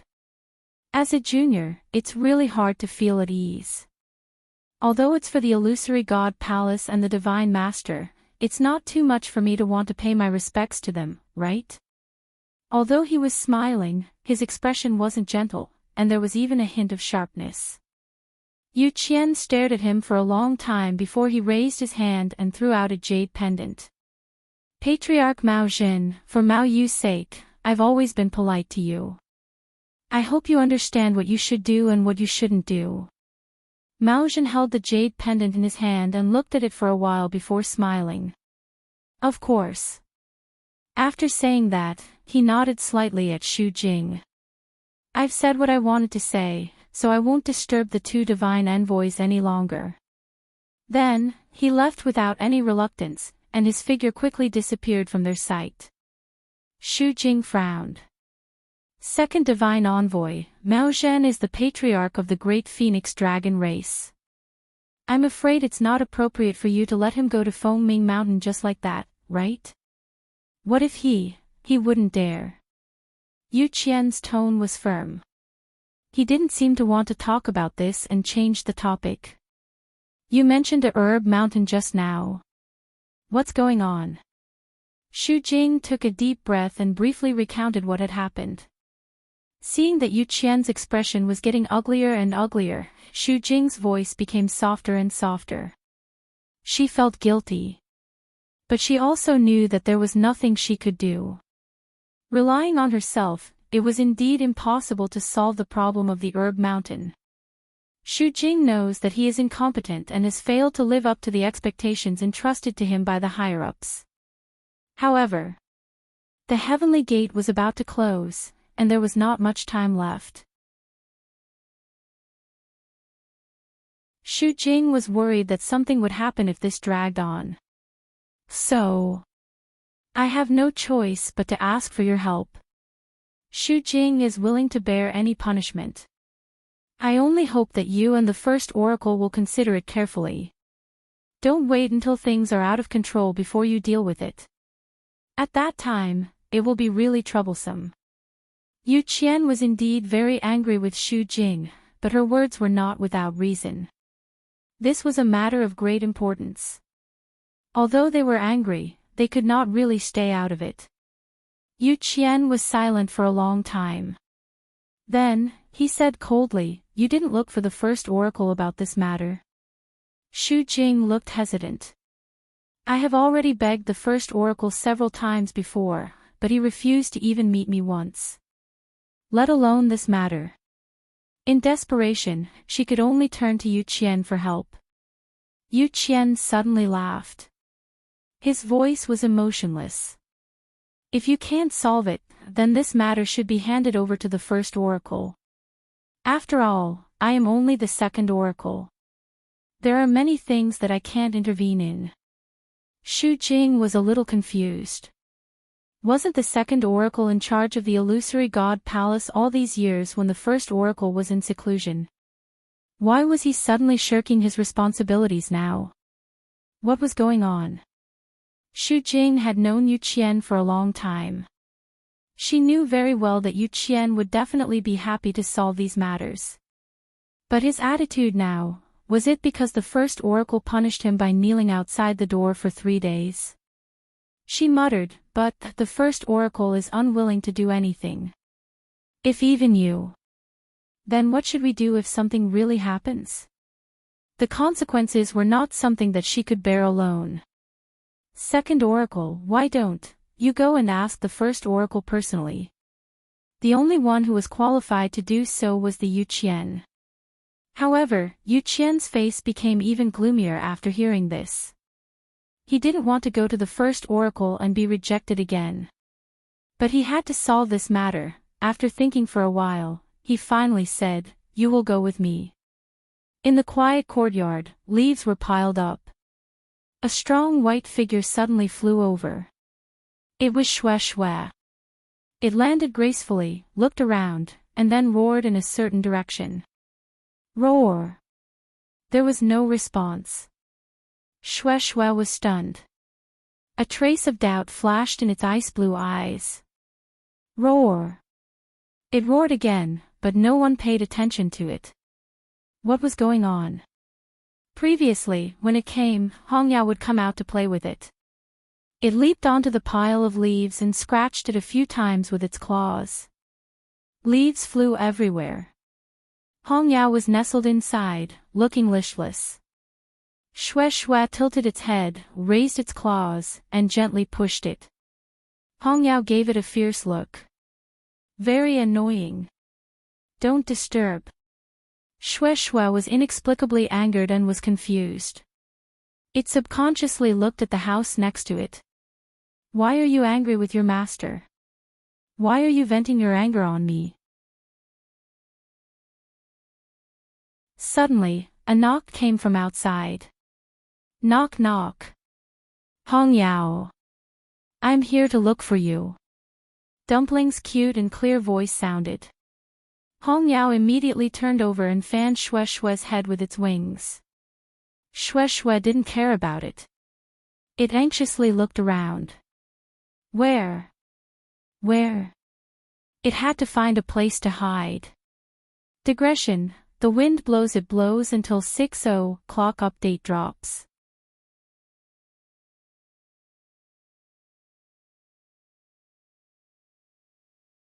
Chapter 24:13. Puff, Xue Xue plunged into the pile of fallen leaves. Hong Yao glanced at it and looked at its exposed snow-white tail with disdain. What a waste of such a big head. Its brain was also not very bright. Hong Yao raised its wings and helped Xue Xue, which was rare. It piled the fallen leaves on Xue Xue's body and barely covered it. After tidying everything up, it flew outside. It couldn't open the door, so it could only fly in the air. Bang! The red demon bumped into the barrier. Dumpling, who was waiting outside the door, heard the sound and looked up. With a light tap of her toes, she flew into the air, only separated from Hong Yao by a barrier. Hong Yao turned around and glared at Mu Qinghe's room. Hey! It shouted angrily. After a while, a hole finally opened in the barrier. Hong Yao immediately flashed out. Tuanzi brought it over at once. Hong Yao. She followed Hong Yao's line of sight and glanced over. Although she couldn't see anything, Dumpling was still angry at the thought that Mu Qinghe was inside. If it weren't for Hong Yao, she wouldn't have come here again. Suddenly, Dumpling glanced at the courtyard from the corner of her eyes and was slightly stunned. Just now. Why did she feel that there was a familiar aura? Her little brows furrowed slightly. Logically speaking, there shouldn't be anyone else here except for Mu Qinghe and Hong Yao, right? Then just now, just as she was thinking, Dumpling felt that something was pulling the corner of her dress. It was Hong Yao who was dragging her out. It was not appropriate here. She'd better find another place to talk. Dumpling felt that it made sense. She immediately dispelled the doubts in her heart, picked up Hong Yao, and put it on her shoulder. Hong Yao, come with me. Dumpling took Hong Yao back to Chu Liuyue's residence. Although there weren't many people in the palace of the illusory god, none of them were simple. If they saw Dumpling and the red demon together, it would cause some trouble. Therefore, after thinking for a while, Dumpling decided to take Hong Yao back. Even if it was Mu Qinghe's magical beast, it was still her friend. During this period of time, Dumpling had been struggling with this matter for a long time. In the end, she still felt that she couldn't break off her friendship with Hong Yao. Instead of suffering like this, it was better to take the initiative to attack. So today, while Chu Liyue was not in the palace of the illusory god, she went to find Hong Yao. When he returned to his residence, Qi Han was still guarding the place. However, when he saw that Dumpling had brought Hong Yao back, his expression didn't change much. Instead, he let them in directly. After entering the room, Tuanzi closed the door and asked straightforwardly, Hong Yao, break the contract with Mu Qinghe. Hong Yao was stunned. In fact, it had already guessed Dumpling's thoughts, but when it heard it for real, it still felt a little shocked. Seeing that Hong Yao was silent, Dumpling leaned over and asked, Is it because he won't let you go? Then I'll go find him later. Hong Yao shook its head. Dumpling frowned.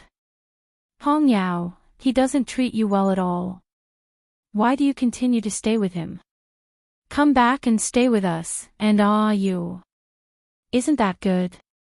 She really felt that Hong Yao was not good at all with Mu Qinghe. If it could come back and continue to be with them, that would be the best. A light flashed across Hong Yao's eyes, but it quickly dimmed down. If it could, of course, it also wanted to do so.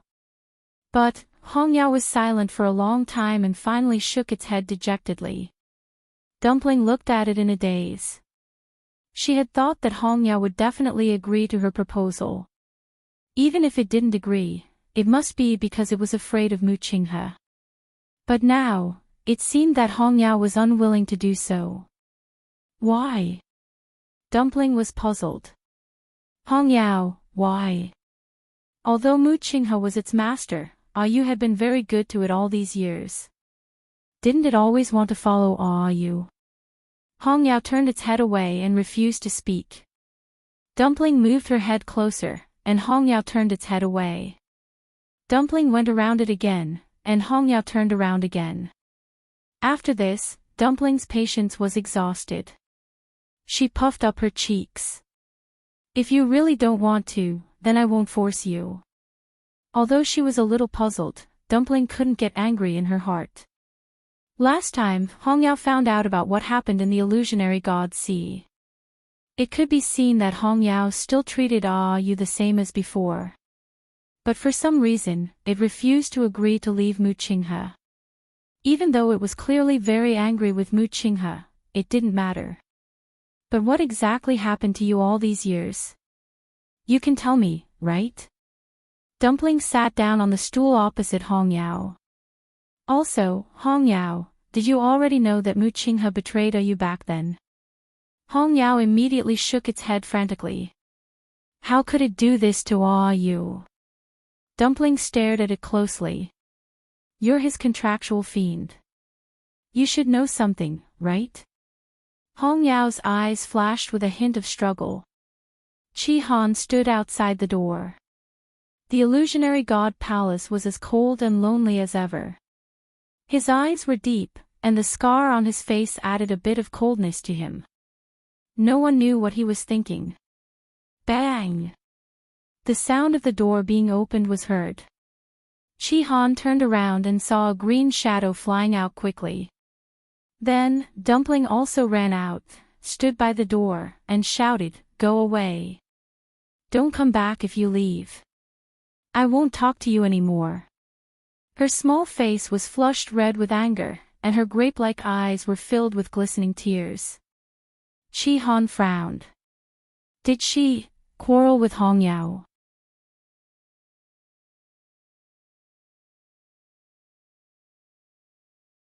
Chapter 24:14. Hongyao didn't even look back. In the blink of an eye, it disappeared. Dumpling stood there alone, holding the door frame with one hand. She pursed her lips, raised her hand, and wiped away her tears. Then, she turned around and went back into the house. Bang! She slammed the door shut without hesitation. Obviously, she was very angry. Chi Han frowned even more. When they came back together, everything was fine. How come in the blink of an eye? He hesitated for a moment, then walked over and knocked on the door. Dumpling. Since his master wasn't around, he had to take care of her. After a short silence, a sobbing sound came from the room. Whoa! Chi Han paused. After thinking for a while, he swallowed the rest of his words and continued to guard the door.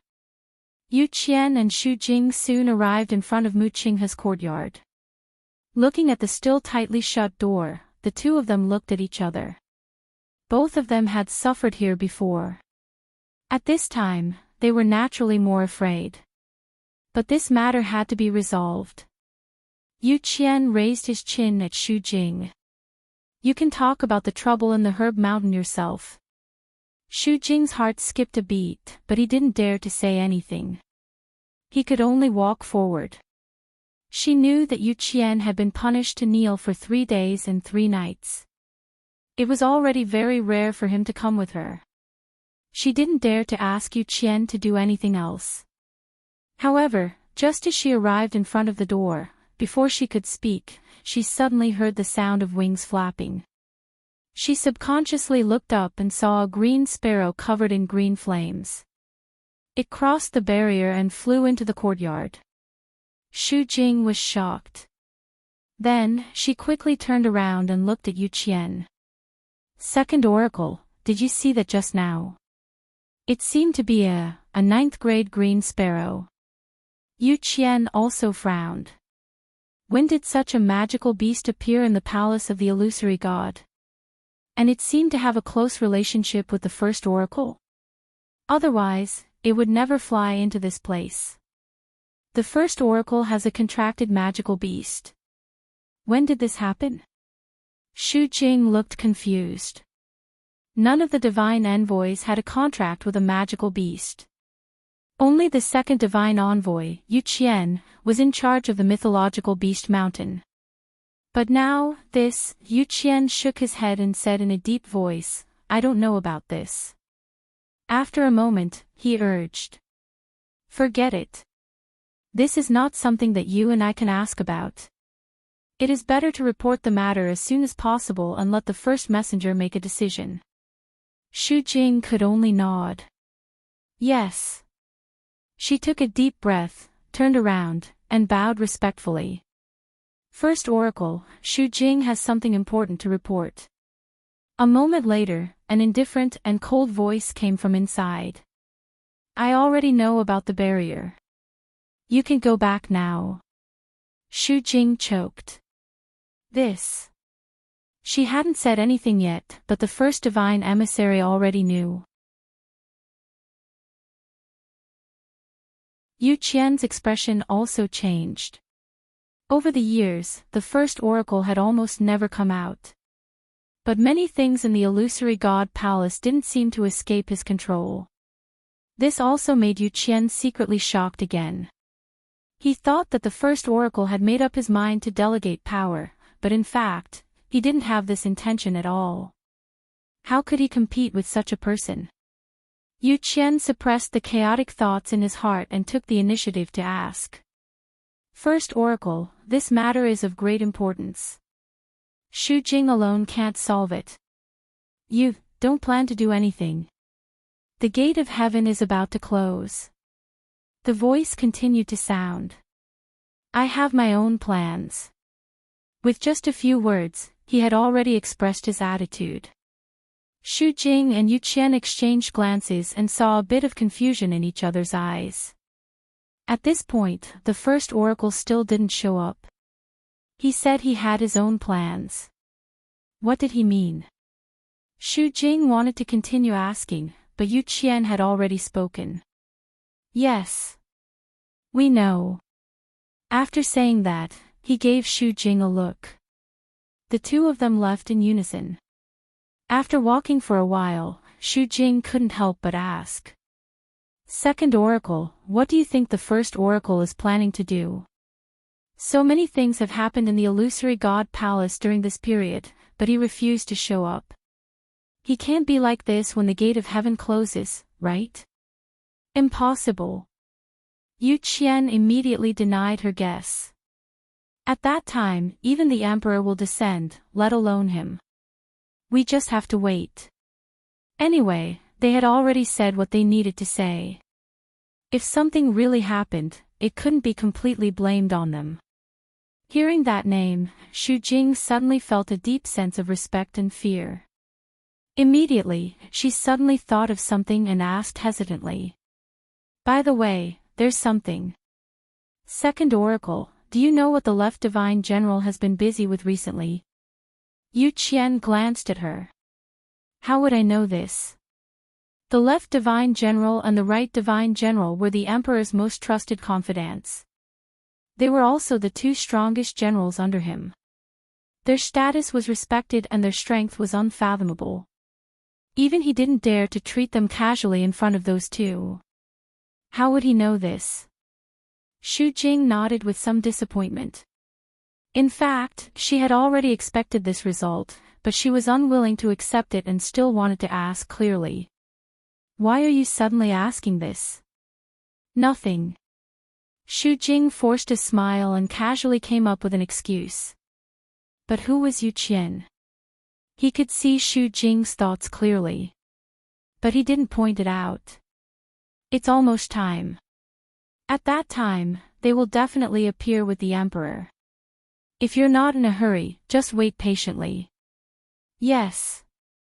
Waiting was always especially unbearable. Shangguan Jing glanced at the room again in confusion. It's been so long. These two. This game of chess, haven't they finished yet? In the room, Chu Luiyue stared at the chessboard in front of her. Her lips were slightly pale. She rubbed the chess piece in her hand and suddenly thought of something. She looked up at the man opposite her. It was also you in the Red Moon Desert. Rong Xiu's lips curled up slightly, but he didn't comment. Chu Luiyue paused. Debao and the others knew your identity long ago. Digression, if there was a secret that needed everyone to hide together, what would it be?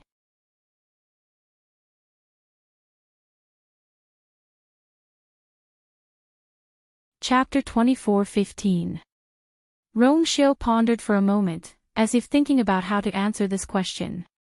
But in Chu Luiyue's eyes, this reaction was already a clear answer. She sneered. This man had hidden it from her so deeply. But anyway, Debao and the others had done similar things a long time ago. When she came to the illusory god palace for the first time and saw the Xian formations on the star path, she knew that some things were no longer under her control. In contrast, she quickly accepted Rong Xiu's identity as the first master. Rong Xiu paused and said, they didn't know about what happened to Yao Qin at the beginning. Chu Luiyue's eyebrows moved slightly. What does this mean? She narrowed her eyes slightly and fixed her gaze on the man in front of her. Rong Xiu. Why are you suddenly telling me this at this time?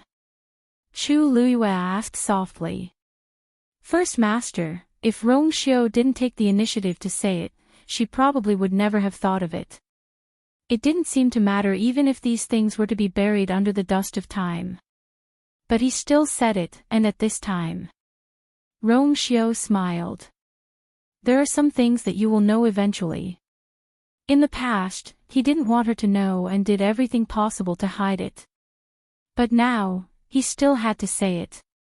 Rong Xiu thought of something and a layer of darkness covered his eyes. Bright flowing lights flickered and were reflected in his eyes, silently gathering. Chu Luiyue couldn't see through it. Rong Xiu was very thoughtful. Although she thought the same as this man most of the time, when he didn't want to show anything, no one could see through his thoughts. Including her. Rong Xiu suddenly asked, aren't you angry? Chu Luiyue rested her chin on one hand and rubbed the chess piece thoughtfully with the other. Why should I be angry? Although you hid it from me, didn't you tell me now?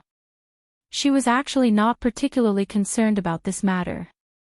Because she knew that he would never hurt her. This was an absolute certainty that came from the depths of his heart, a will that was even engraved in his bones and blood. But after this round, you have to answer all my questions truthfully. Rong Xiu's lips curved up. Of course. Chu Luiyue made up his mind and finally put down the chess piece in his hand. Time passed. These two children haven't come out yet. Are they planning to wait until the divine gate closes? In the courtyard, Shengwan Jing sat on a stone bench, speechless. He had been waiting for a long time, but the doors of the two were still tightly shut, with no intention of coming out. Apart from the fluctuations that he could faintly sense from the barrier, there was nothing else. After thinking for a moment, he suddenly stood up. Forget it. I'm not waiting anymore. He should first go to the illusory god palace to take a look. He knew that Dugu Maobao and Lan Shao were trapped inside. Previously, he wanted to wait for Chu Luiyue because he wanted to go with her and see if they could cooperate to find some clues. But now that she had not come out, she would probably be busy for a while. He could not wait any longer. Senior Shengwan, are you going to the palace of the illusory god? A crisp voice could be heard all of a sudden. Shengwan Jing turned his head. Aunt 11. Yes, what's wrong?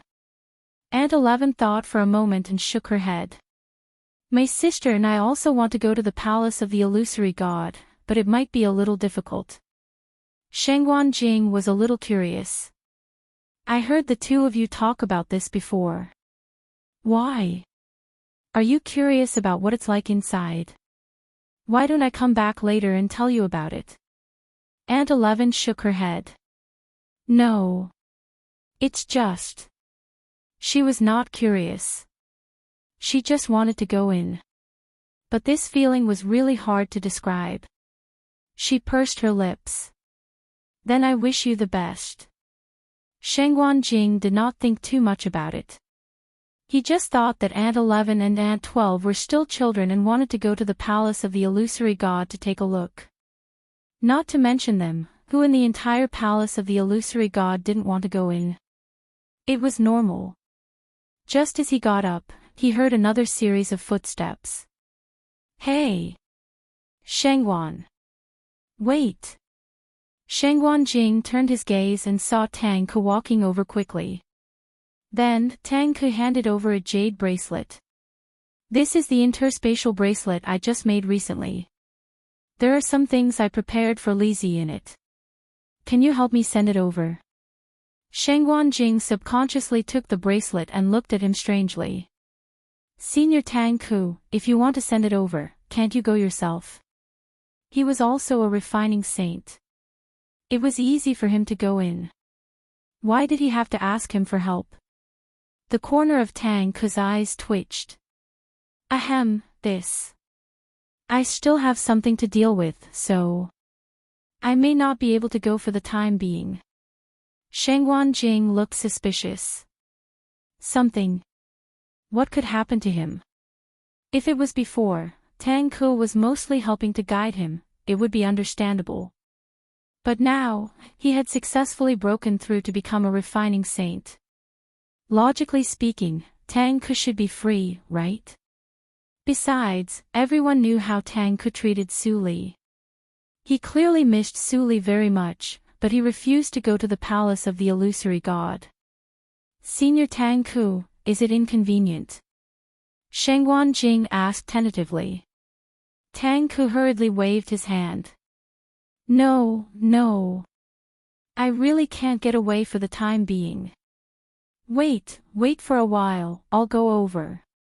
Shengguan Jing did not quite believe his excuse, but since the other party had already said so much, there was no need to continue asking. He nodded. Senior Tang Ke, don't worry. I'll definitely help you send it over. Tang Ke secretly heaved a sigh of relief, gave a few more instructions, and went back. The door was closed. Shengguan Jing was stunned. It seemed that Tang Ke really did not plan to go now. He put away the bracelet and headed in the direction of the palace of the illusory god. Shengguan Jing entered the palace of the illusory god very smoothly and quickly found Su Li's residence. He asked you to send it over. Su Li played with the bracelet in her hand. Her usually gentle eyebrows were tinged with interest at this time. It seems that he's really busy. Shengguan Jing was speechless. Why did he suddenly feel cold? But fortunately, Su Li still accepted the bracelet. She raised her head and asked, how is little Yu now? I haven't seen her these few days. Shengguan Jing briefly explained the situation to him. Su Li suddenly understood. I see. But, Holy Sun is really strange. Why does he want to play chess with little Yu, at this time? Shengguan Jing shook his head. Both of them have their own ideas. Maybe they have other plans. Anne. Rongxiu's strength is tyrannical. The two of them can also improve their strength by exchanging pointers. He was also familiar with Rongxiu. He deeply knew that the strength he displayed was far from what it seemed on the surface. Su Li nodded and said, you're right. But now little Yu has finished walking the Star Road and comprehended all the Xian formations on it. Logically speaking, she's already very powerful. After a while, the gate of heaven will close. I don't know if she can ascend to heaven and become a god at that time. You're tuning into the LoveLore Library YouTube channel. We're so grateful for your support, and don't forget to subscribe to join us on this incredible journey through captivating stories. Your generosity through donations truly makes a world of difference, as it's the primary source of revenue that allows me to expand and enhance this channel for you. Thank you from the bottom of my heart for being a part of this adventure.